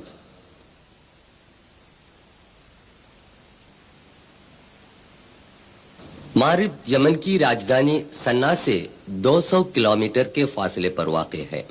یہاں کی ملکہ بلقیس قبیلے سبا کی تھی. حضرت سلیمان علیہ السلام پر ایمان لائیں اور یروشلم چلی گئی تھی. یہ اس زمانے کے سبا قبیلہ کے مکانات ہیں. ان کو خدا تعالی نے بے شمار نعمتیں عطا کی تھیں. سورہ 34 سبا آیت 15 میں اس کا بیان ہے. عیش و عشرت میں ڈوب کر کفر اور بے وفائی میں رہنے والے قبیلے سبا کے باغات یہاں تھے. ان کے باغات کی آبیاری کے لیے جو بند استعمال کیا تھا وہ بند ٹوٹ گیا. سیلاب کی تیز رفتاری میں شگفتہ و شاداب باغات کو خدا نے درہم برہم کر دیا. سورہ 34 آیت 16 میں بیان کیا ہوا یہ واقعہ 120 میں تھا. لقد كان لسبإ في مسكنهم آية جنتان عن يمين وشمال كلوا من رزق ربكم واشكروا له بلدة طيبة ورب غفور فأعرضوا فأرسلنا عليهم یہ اس ٹوٹے پھوٹے بند کا کھنڈر ہے. فأعرضوا فأرسلنا عليهم سيل العرم وبدلناهم بجنتيهم جنتين ذواتي أكل خمط وأثل وبدلناهم بجنتيهم جنتين ذواتي أكل خمط وأثل وشيء من سدر قليل. تاریخ سے عبرت حاصل کریں اور خدا کی نعمت کا شکر ادا کریں. متحدہ عرب امارات شیخ سعید نے حال ہی میں صبا کی اس بند کو نئے سرے سے تعمیر کیا. یہ بند ٹوٹے ہوئے پرانے بند کے نزدیک واقع ہے. اہل الکہف. اب ہم جا رہے ہیں اس غار کی طرف جس کا ذکر قرآن کی سورہ الکہف آیہ 9 سے 26 تک تفصیل سے بیان کیا گیا ہے. ٹراجن 98 سے 117 عیسوی تک سلطنت روم کا عیسائی بادشاہ تھا. اس نے اپنی قوم کو بت پرستی پر مجبور کر دیا. جن لوگوں نے انکار کر دیا انہیں قتل کرنے کا حکم جاری کیا. لیکن 6 نوجوانوں نے اعلان کیا کہ ہم صرف خدائے واحد کی عبادت کریں گے جس کا کوئی شریک نہیں. یشو کی مورت یا کسی اور بتوں کی پوجا کرنے سے بھی انہوں نے انکار کیا. ٹراجن دقیانوس بادشاہ کے ظلم و ستم سے بچ کر یہ 6 نوجوان وہاں سے ہجرت کر گئے. راستے میں ایک نوجوان چرواہے نے اسلام قبول کر کے ان لوگوں میں شامل ہو گیا. چرواہے کے کتے کو ساتھ لے کر 7 نوجوان جوردان کے پائے تخت عمان کے قریبی علاقے رقیم کے ایک پہاڑ کے دامن میں ایک کوہ میں پناہ لی اور انہوں نے خدا سے دعا کی, اے پروردگار تیری رحمت ہم پر عطا فرما اور ہماری بگڑی بات کو بنا کر ہماری مشکلیں آسان فرما. خدا نے انہیں نڈر بنا دیا اور گہری نیند سلایا.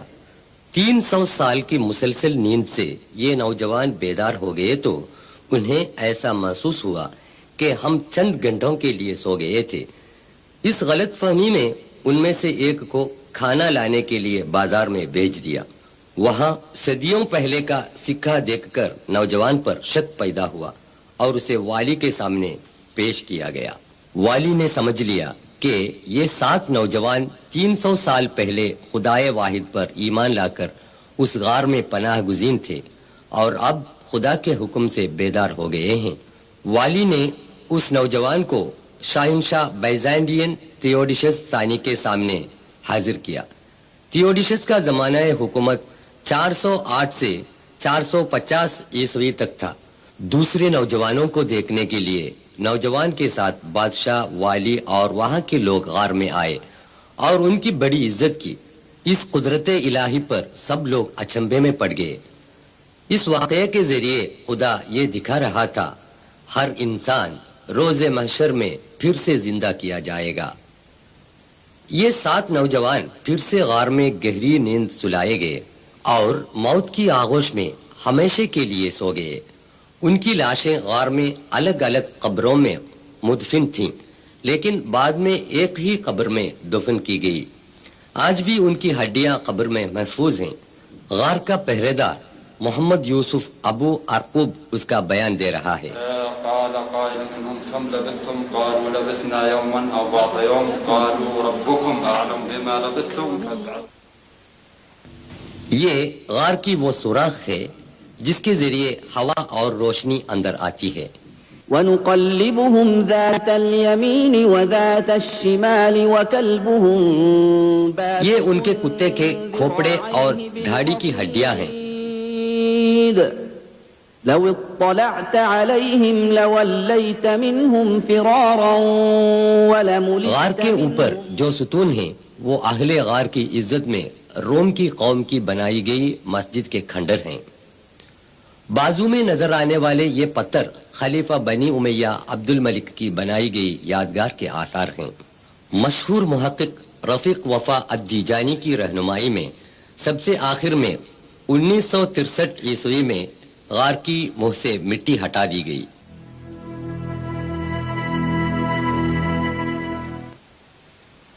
ابرہت۔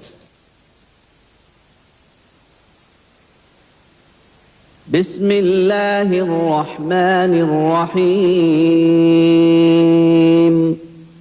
ألم تر كيف فعل ربك بأصحاب الفيل ألم يجعل كيدهم في تضليل وأرسل عليهم طيرا أبابيل ترميهم بحجارة من سجيل فجعلهم كعصف مأكول۔ سنہ 571 عیسوی میں حضور اکرم صلی اللہ علیہ وسلم کی پیدائش کے چند دن پہلے کا واقعہ ہے۔ ابرہت یمن کا بادشاہ تھا جو شاہنشاہ نجاشی کے ماتحت حکومت کرتا تھا۔ ابرہت نے یمن میں اولڈ سنا مارکیٹ کے قریب غرقد القلیس میں کعبہ شریف کے خلاف ایک عبادت گاہ بنائی۔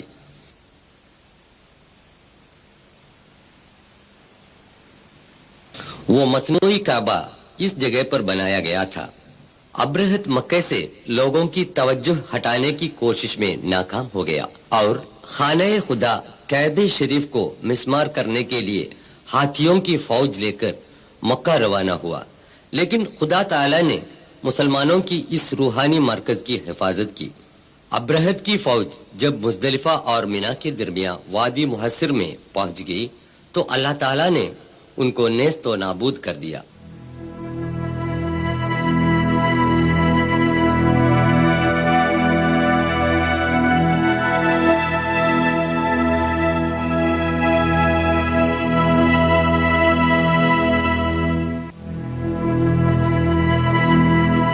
وہ جگہ دکھائی دے رہی ہے۔ سورہ 105 الفیل میں اس کا بیان ہے۔ کیا تو نے دیکھا نہیں کہ ہاتھی والوں کے ساتھ تیرے رب نے کیا سلوک کیا؟ خدا نے ان کی تدبیروں کو ناکام کر دیا، ان پر ابابیل پرندے بھیجے گئے جو ان پر پتھر کی کنکریاں پھینکتے تھے، پھر ان کو کھایا ہوا بھس کی طرح کر ڈالا۔ سرور عالم حضرت صلی اللہ علیہ وسلم جب 40 برس کے ہو گئے تو مکے سے 3 کلومیٹر دور جبل نور کے غار ہرا میں جا کر اکیلے بیٹھا کرتے تھے۔ آپ بچپن ہی سے ساری برائیوں سے پرہیز رہتے تھے۔ لوگ ان کو الامین کے لقب سے پکارتے تھے۔ اپنی قوم کے برے رسم و رواج پر وہ بے چین رہتے تھے۔ بت پرستی، زناکاری، شراب خوری، لڑکیوں کا زندہ گاڑ دینا، قبیلوں کی باہمی لڑائی وغیرہ سماجی برائیوں سے آپ کا معصوم دل بے قرار رہتا تھا۔ غار ہرا میں آپ بہت دنوں تک خدا کی یاد میں ماہور رہتے تھے۔ جبل نور کے اس غیر آباد علاقے میں ساری سہولتوں کو چھوڑ کر اندھیری رات گزارتے تھے۔ ایک دن حضرت محمد صلی اللہ علیہ وسلم غار ہرا میں بیٹھے ہوئے تھے۔ اس وقت خالق کائنات خدا تعالی کے حکم کے مطابق آسمان سے جبریل علیہ السلام اتر آئے اور حضرت صلی اللہ علیہ وسلم سے کہا، پڑھ۔ خوف زدہ ہو کر رسول صلی اللہ علیہ وسلم نے فرمایا، مجھے پڑھنا نہیں آتا۔ دوسرا اور تیسرا مرتبہ بھی جبریل علیہ السلام نے وہی دہرایا اور یہ کلام الہی سنایا۔ بسم اللہ الرحمن الرحیم اقرأ باسم ربك الذي خلق خلق الإنسان من علق اقرأ وربك الأكرم الذي علم بالقلم علم الإنسان ما لم يعلم۔ سورہ 96 العلق آیات 1 سے 5 تک میں خدا تعالی فرماتا ہے، پڑھ اپنے رب کے نام سے جس نے سب کچھ بنایا ہے۔ انسان کو خدا نے جمے ہوئے لہو سے پیدا کیا۔ اپنے رب کا نام پڑھا کر تیرا پروردگار بڑا عزت والا ہے۔ جس نے قلم کے ذریعے علم سکھایا، اس کو سکھایا جو وہ نہ جانتا تھا۔ اس کے بعد جبریل علیہ السلام غائب ہو گئے۔ یہاں پر اس قرآن کریم کی ابتدا ہوئی جو سنہ عیسوی 610 سے قیامت تک آنے والے سارے انسانوں کے لیے چشمہ ہدایت ہے۔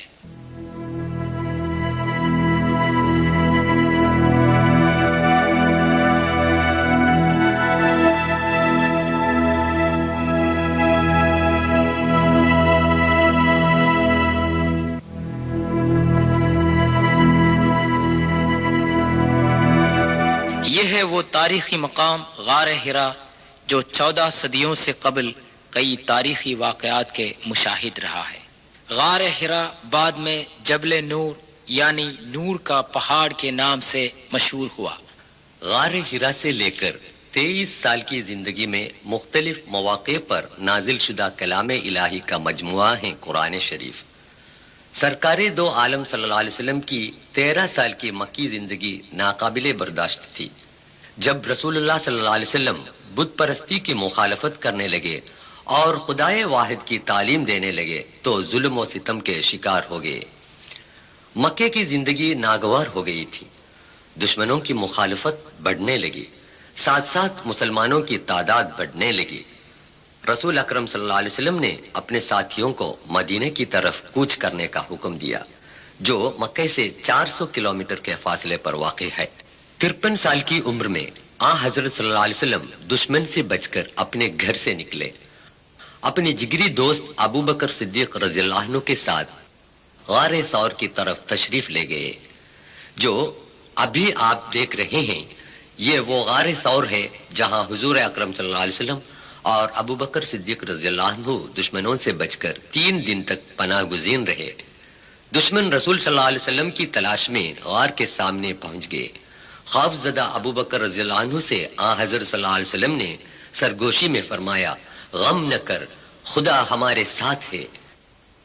إلا تنصروه فقد نصره الله إذ أخرجه الذين كفروا ثاني اثنين إذ هما في الغار إذ يقول لصاحبه لا تحزن إن اس غار ثور کا اندرونی حصہ جس نے اشرف الخلق رسول صلی اللہ علیہ وسلم کو پناہ دیا تھا، سورہ 9 توبہ آیت 40 میں اس واقعے کا بیان کیا ہے۔ دشمنوں کے چلے جانے کے بعد آن حضرت صلی اللہ علیہ وسلم اور حضرت ابو بکر رضی اللہ عنہ ایک رہنما کے ساتھ اونٹ پر سوار ہو کر مدینے کی طرف روانہ ہو گئے۔ جبل ثور سے جبل حرا کا منظر۔ جب آ حضرت صلی اللہ علیہ وسلم مدینے سے 3 کلومیٹر فاصلے پر قبا پہنچے تو حضور صلی اللہ علیہ وسلم کا اونٹ گھٹنے کے بل کھڑے ہو گیا۔ خدا کے حکم کے مطابق رسول صلی اللہ علیہ وسلم کی نگرانی میں 4 دن میں مسجد قبا بنائی گئی۔ بعد میں سعودی حکومت نے اسے نئے سرے سے تعمیر کی۔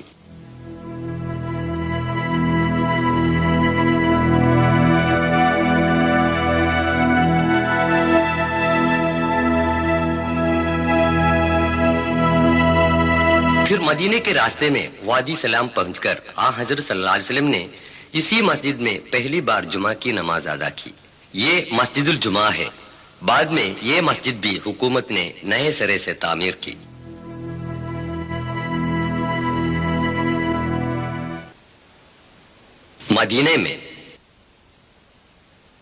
مدینے پہنچ کر سرکار دو عالم صلی اللہ علیہ وسلم اور حضرت ابو بکر رضی اللہ عنہ نے جو کام سب سے پہلے کیا تھا وہ ایک مسجد کی تعمیر تھا۔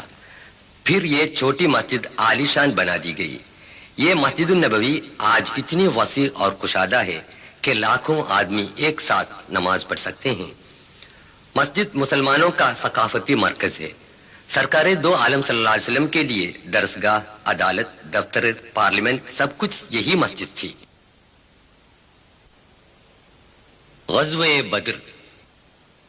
مکہ میں مشرکوں کے ایذا رسائی سے تنگ آ کر حضور صلی اللہ علیہ وسلم اور ساتھی مدینہ تشریف لائے تھے، لیکن وہاں بھی وہ چین و قرار کی زندگی سے محروم کیے گئے۔ قریش کے سردار ابو سفیان نے مسلمانوں کو جڑ سے اکاڑنے کا فیصلہ کیا اور اس کے لیے رقم جمع کرنے لگا۔ سوداگروں کا قافلہ ابو سفیان کی قیادت میں سرو سامان لے کر ریگستان کی اس پہاڑی پار کر کے مکے کو لوٹا۔ اتنے میں مکے سے قریش کی ایک عظیم فوج ابو جہل کی قیادت میں مدینے کی طرف روانہ ہوئی، جن میں 1000 مسلح سپاہی تھے۔ قریش کی فوج مدینے سے 80 کلومیٹر کے فاصلے پر بدر تک آ گئی۔ یہ خبر پا کر حضور بھی اپنے ساتھیوں کو لے کر مدافعت کے لیے روانہ ہوئے۔ مسلمانوں کی فوج میں صرف 313 جان نثار صحابی تھے، جن کے پاس جنگی اوزار کم تھے، مگر ان کے پاس سب سے بڑا ہتھیار یعنی تقوی اور پکا ایمان موجود تھا۔ اللہ اور اس کے رسول پر پکا یقین رکھتے تھے۔ دونوں فوجوں کے درمیان اسی بدر کے میدان میں کھلم کھلا جنگ ہوئی، جس کی تاریخ میں نظیر نہیں مل سکتی۔ حق اور باطل کی اس لڑائی میں فریق حق کی طرف سے 13 مسلمان شہید ہو گئے، جن کی قبریں اس وسیع میدان میں واقع ہیں۔ قبروں پر عمارتیں بنانا اور اہل قبر سے دعا کرنا اسلام نے منع کیا ہے۔ شہدائے بدر کے نام بتا رہے ہیں۔ بدر کا پہرے دار سید حسین فراج، صفوان بن وهب، حارث بن صاغة، مبشر بن عبد المنذر، الشمالين بن عبد عمرو، مهجع بن صالح، عاقل بن البكير، رافع بن المعلى، عمير بن الحمام، يزيد بن الحارث، عتبہ، شیبہ، ابو جہل وغیروں کی قیادت میں قریش کی فوج نے یہیں پڑاؤ ڈالا تھا۔ ابو جہل 2 انصاری نوجوانوں کے ہاتھوں قتل کیا گیا تھا۔ بحکم الہی ہزاروں فرشتے بدر کے میدان میں مسلمانوں کے ساتھ جنگ کرتے تھے۔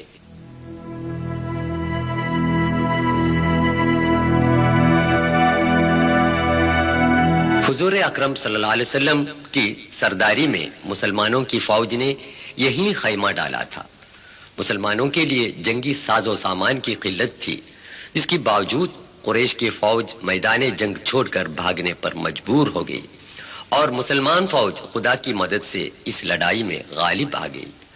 جہاں پیغمبر حضرت محمد صلی اللہ علیہ وسلم کا خیمہ ڈالا گیا تھا، وہاں آج ایک مسجد بنی ہوئی ہے اور وہ ہے مسجد حارث۔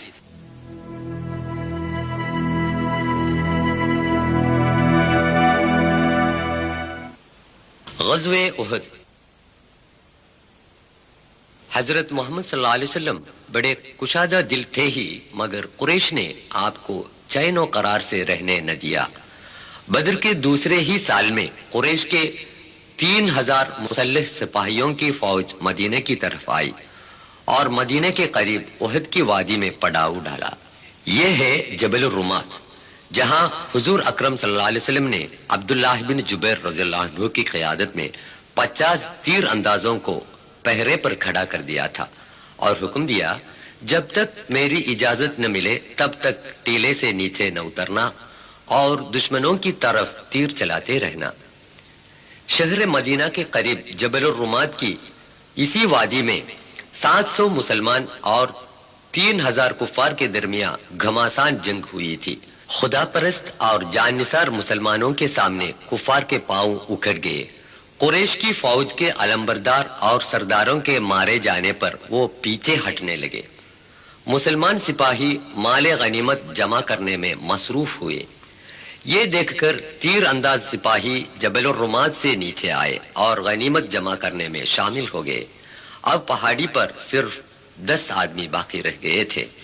خالد بن ولید جو قریش کے گھڑ سواروں کا سردار تھا، موقع پا کر اپنے ساتھیوں کے ساتھ پہاڑ پر چڑھ گیا اور رہے سہے مسلمانوں پر وار کرنے لگے۔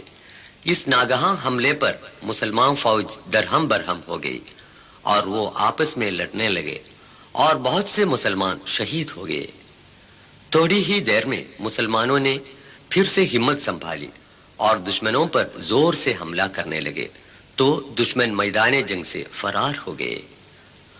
احد کے اس احاطے میں تقریباً 7 شہداء کی قبریں موجود ہیں۔ ان قبروں پر پتھر کے نشان تک موجود نہیں، बीच में सैयद शुहदा हजरत हमजत बिन अब्दुल मुत्तलिब की कब्र है। ग़ज़वे उहद यह सबक देता है कि दीन की खातिर काम करने वालों को कामयाबी हासिल होती है, जबकि दीन पर दुनिया को तरजीह देने वालों को नाकामी हासिल होती है।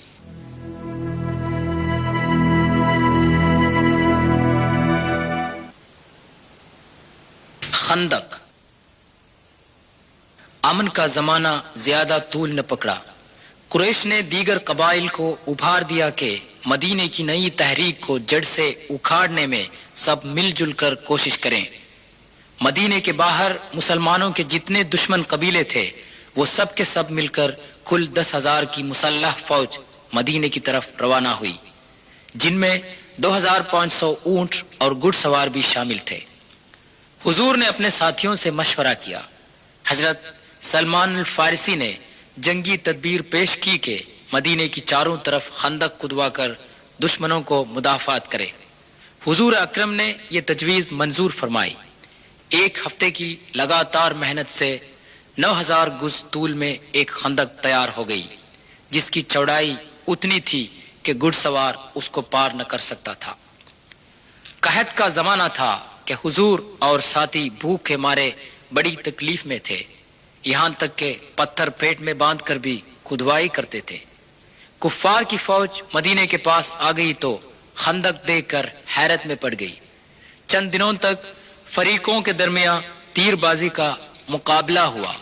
मदीने के अंदर यहूदियों का जो कबीला था वो भी दुश्मनों के साथ हो लिया तो मुसलमानों को बड़ी दिक्कत पेश आई।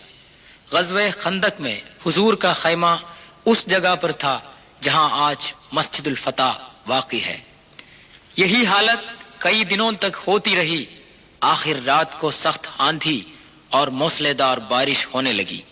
आंधी में दुश्मनों के खैमे उड़ गए। मुत्तहिदा फौज ने यह समझ लिया कि मुसलमान सिपाही रातों रात खंदक पार करके हमला कर रहे हैं। वो डर के मारे खैमे छोड़कर भाग गए। अल्लाह ताला की हिकमत ने मुसलमानों को बचाया। उन्होंने खुदा का शुक्र अदा किया। खैबर।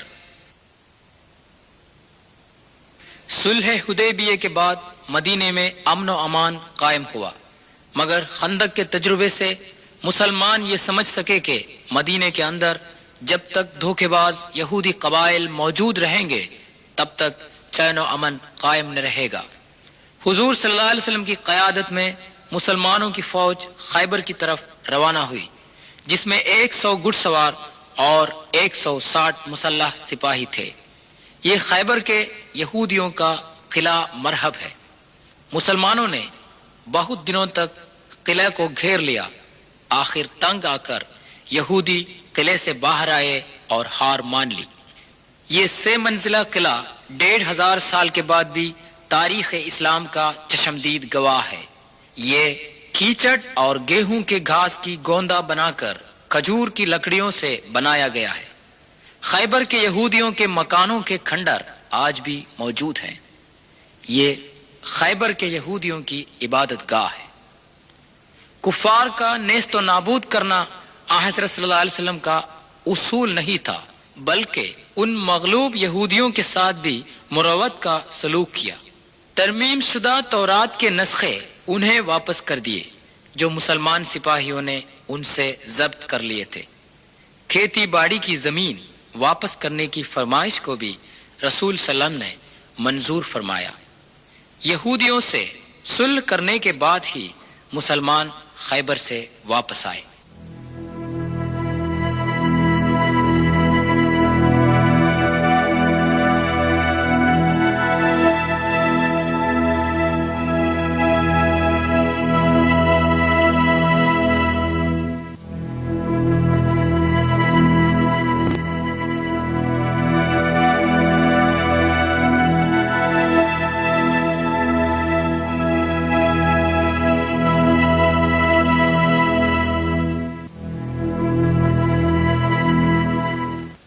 हजरत सल्लल्लाहु अलैहि वसल्लम के खुतूत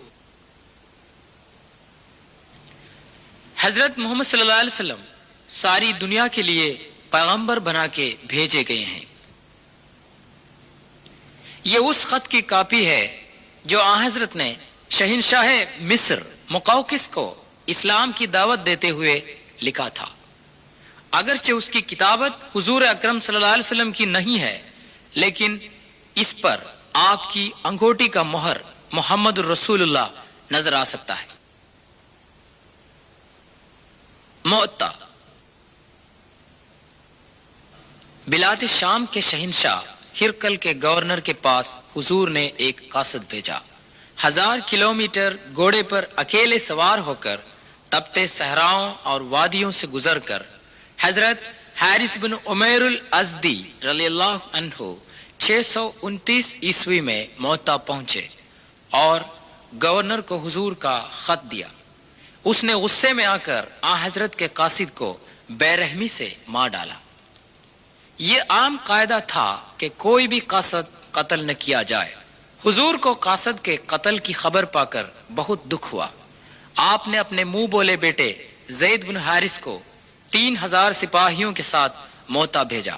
رخصت کے وقت حضور نے یہ ہدایت دی کہ بوڑھوں، بچوں اور عورتوں کا قتل نہ کریں، عمارتیں تباہ و برباد نہ کریں، پیڑ پودے نہ کاٹیں۔ صحراؤں سے ہوتے ہوئے فوج بڑی مشکل سے معطا پہنچی۔ یہ معطے کا وہ میدان جنگ ہے جہاں 3000 مسلمان سپاہیوں کے مقابلے میں روم کے 2 لاکھ مسلح سپاہیوں نے جنگ کی تھی۔ معطا آج کل جوردان میں ہے۔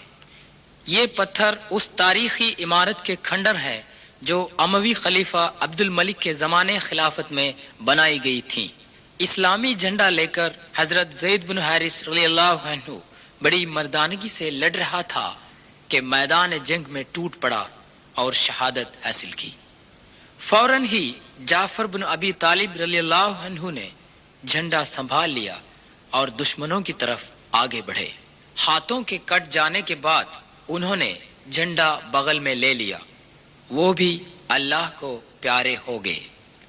ان تینوں شہادتوں کی خبر پا کر سرور عالم آن حضرت صلی اللہ علیہ وسلم نے ان کی جنت نصیبی کی خوشخبری سنائی۔ یہ جو نشان اونچا نظر آتا ہے ان اصحاب کی قبریں نہیں ہے، بلکہ ان کی شہادت کی یادگار نشانی ہے۔ اب حضرت خالد بن ولید رضی اللہ عنہ نے مسلمان فوج کی قیادت لے لی، جو مانے ہوئے بہادر اور جنگجو تھے۔ انہوں نے سپاہیوں کے دستوں کو نئے سر سے ترتیب دی۔ روم کی فوج نے سمجھا کہ مدینے سے نئی فوج مسلمانوں کی مدد کے لیے آ پہنچی ہے، اور وہ ڈر کے مارے فرار ہو گئے۔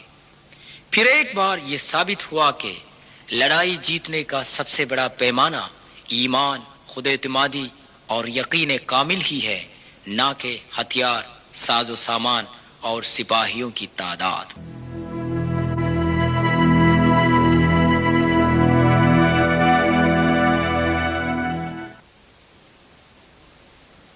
فتح مکہ۔ آن حضرت صلی اللہ علیہ وسلم ہزاروں مسلمانوں کو ساتھ لے کر کسی کو خبر دینے کے بنا ریگستان سے مدینے کی طرف روانہ ہو گئے۔ مکہ کے قریش اور ان کے روسا، جنہوں نے آن حضرت اور ساتھیوں کو اپنے وطن اور گھر سے باہر نکال دیا، ان پر بے دردانہ ظلم کیا تھا۔ جب مجبوری کی حالت میں آن حضرت سے مغلوب ہو گئے تو آپ نے ان کو معافی دی۔ اپنے مذہب اور عقیدے کے مطابق جینے کی انہیں آزادی دی۔ یہ ان واقعات میں سے ایک ہے جن سے یہ غلط ثابت ہوا کہ اسلام کی تبلیغ و اشاعت تلوار کے زور سے ہوئی۔ سورہ 6 ممتحنہ آیت 8 میں خدا تعالی مسلمانوں کو حکم دیتا ہے، ان تمام غیر مسلمانوں سے بھلائی کر اور انصاف کر جنہوں نے تم سے مذہب کے نام پر جنگ کا اعلان نہیں کیا ہے۔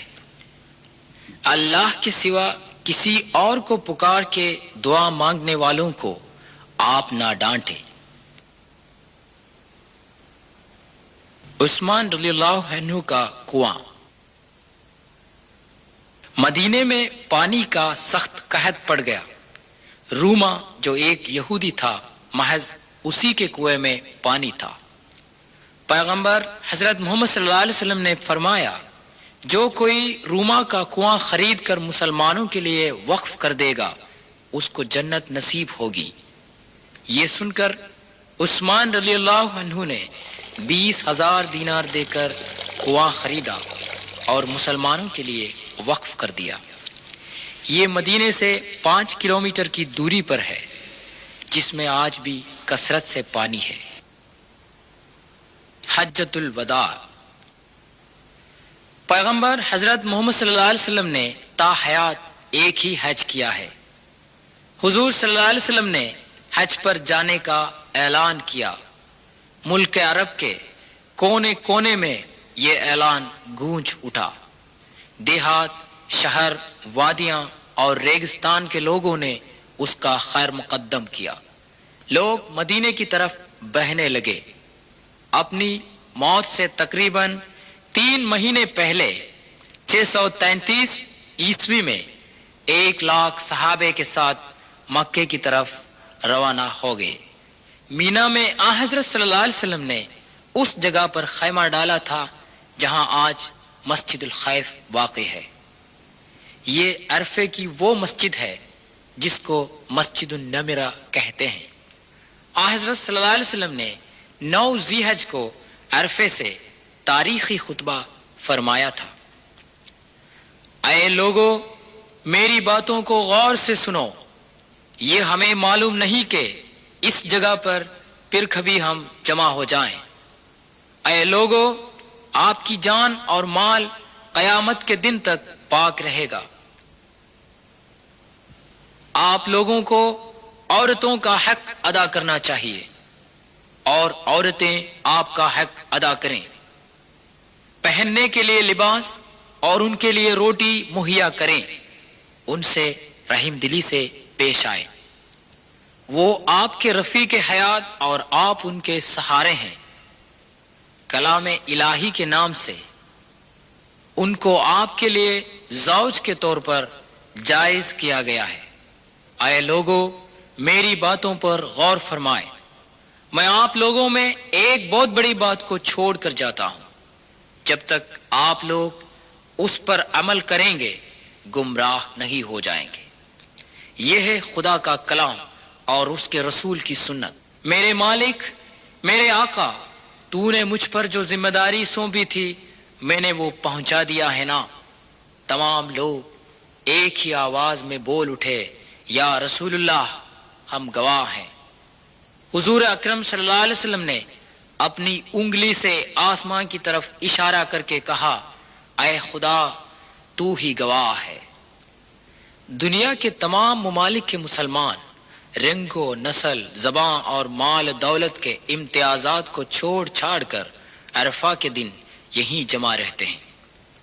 ये इज्तिमा आखिबत के दिन महशर में तमाम इंसानों के जमा होने की याद दिलाता है।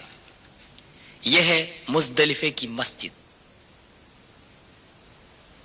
बक़ीउल गरक़द।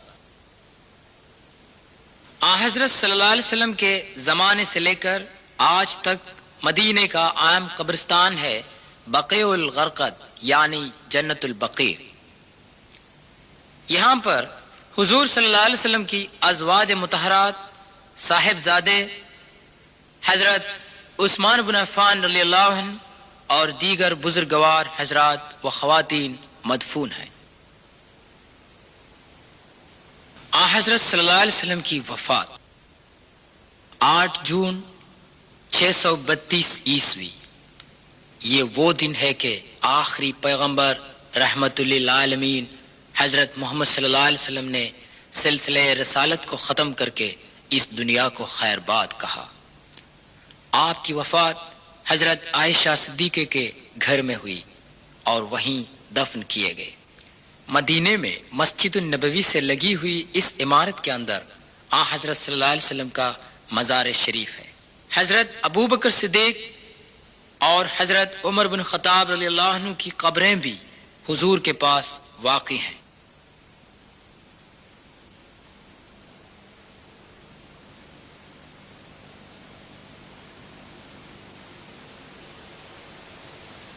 कदीम अरब में جہاں تہذیب و تمدن کی روشنی کی کرن تک نہیں پہنچی تھی، 570 عیسوی کے 1 اپریل میں عبداللہ اور آمینہ کا صاحبزادہ ہو کر شہر مکے میں محمد کی پیدائش ہوئی۔ بچپن ہی میں یتیمی کی محرومی کا احساس ہوا۔ مکتبوں، کالجوں اور یونیورسٹیوں میں تعلیم حاصل کرنے کا موقع میسر نہ ہوا، یہاں تک کہ پڑھنا لکھنا سیکھنے کا موقع بھی نہ ملا تھا۔ ایسے ماحول میں پلے بڑے محمد کو دشمن بھی الامین مانتے تھے۔ انہوں نے اپنی 40 برس کی عمر تک لوگوں کو کوئی عجیب بات نہ سنائی۔ 40 سال کے بعد انہوں نے جو باتیں سنائیں وہ خدا کی بتائی ہوئی تھی۔ ابھی تک ہم دیکھ رہے تھے اس کی سنائی ہوئی تاریخی معتبری کی شہادتیں۔ قرآن مجید وہ کلام ہے جو گھر کی رسوئی سے لے کر بین الاقوامی سطح تک انسانی زندگی کی تمام سطحوں کی رہنمائی کرتا ہے۔ توجہ فرمائے، خدا جل جلالہ واحد اور تمام دنیا کا رکھوالا ہے۔ یہوہ، اللہ، پرمیشور، مختلف ناموں میں مشہور یہ وہی خدا ہے۔ اسی خدا کی عبادت کر، بغیر کسی وسیلے کے خدا سے دعا کر۔ وہ مخلوق نہیں ہے، تمام مخلوقات کا خالق ہے۔ اسی حقیقت کو ہزاروں سالوں سے آدم سے لے کر یشوع، موسیٰ اور محمد تک سارے پیغمبران اعلان کرتے آئے ہیں۔ عارضی لذت کے شیدائی انسانوں کے لیے خدا کے پیغمبر تاکید دیتے ہیں، احتیاط رکھ کہ موت کے بعد ایک زندگی ہے، قیامت کے بعد تو پھر سے زندہ کیا جائے گا اور تیرے اعمال کا حساب لیا جائے گا۔ بھلائی کے بدلے میں جنت اور برائی کے بدلے میں جہنم ہمارا انتظار کر رہے ہیں، یہ حقیقت ہے۔ پڑھ، قرآن شریف تمام الہامی کتابوں کی اتمام و تکمیل ہے، جو حضرت محمد صلی اللہ علیہ وسلم کے لیے نازل ہوا اور رہتی دنیا تک اس میں کوئی تبدیل و تفریق نہیں ہو سکتی۔ یہی ایک ذریعہ ہے جس سے اس دنیا میں امن و امان اور آخرت میں جنت جاوداں حاصل ہو سکتی ہے۔ اے پروردگار عالم، دونوں جہاں میں ہمیں کامیابی و کامرانی کی توفیق عطا فرمائے۔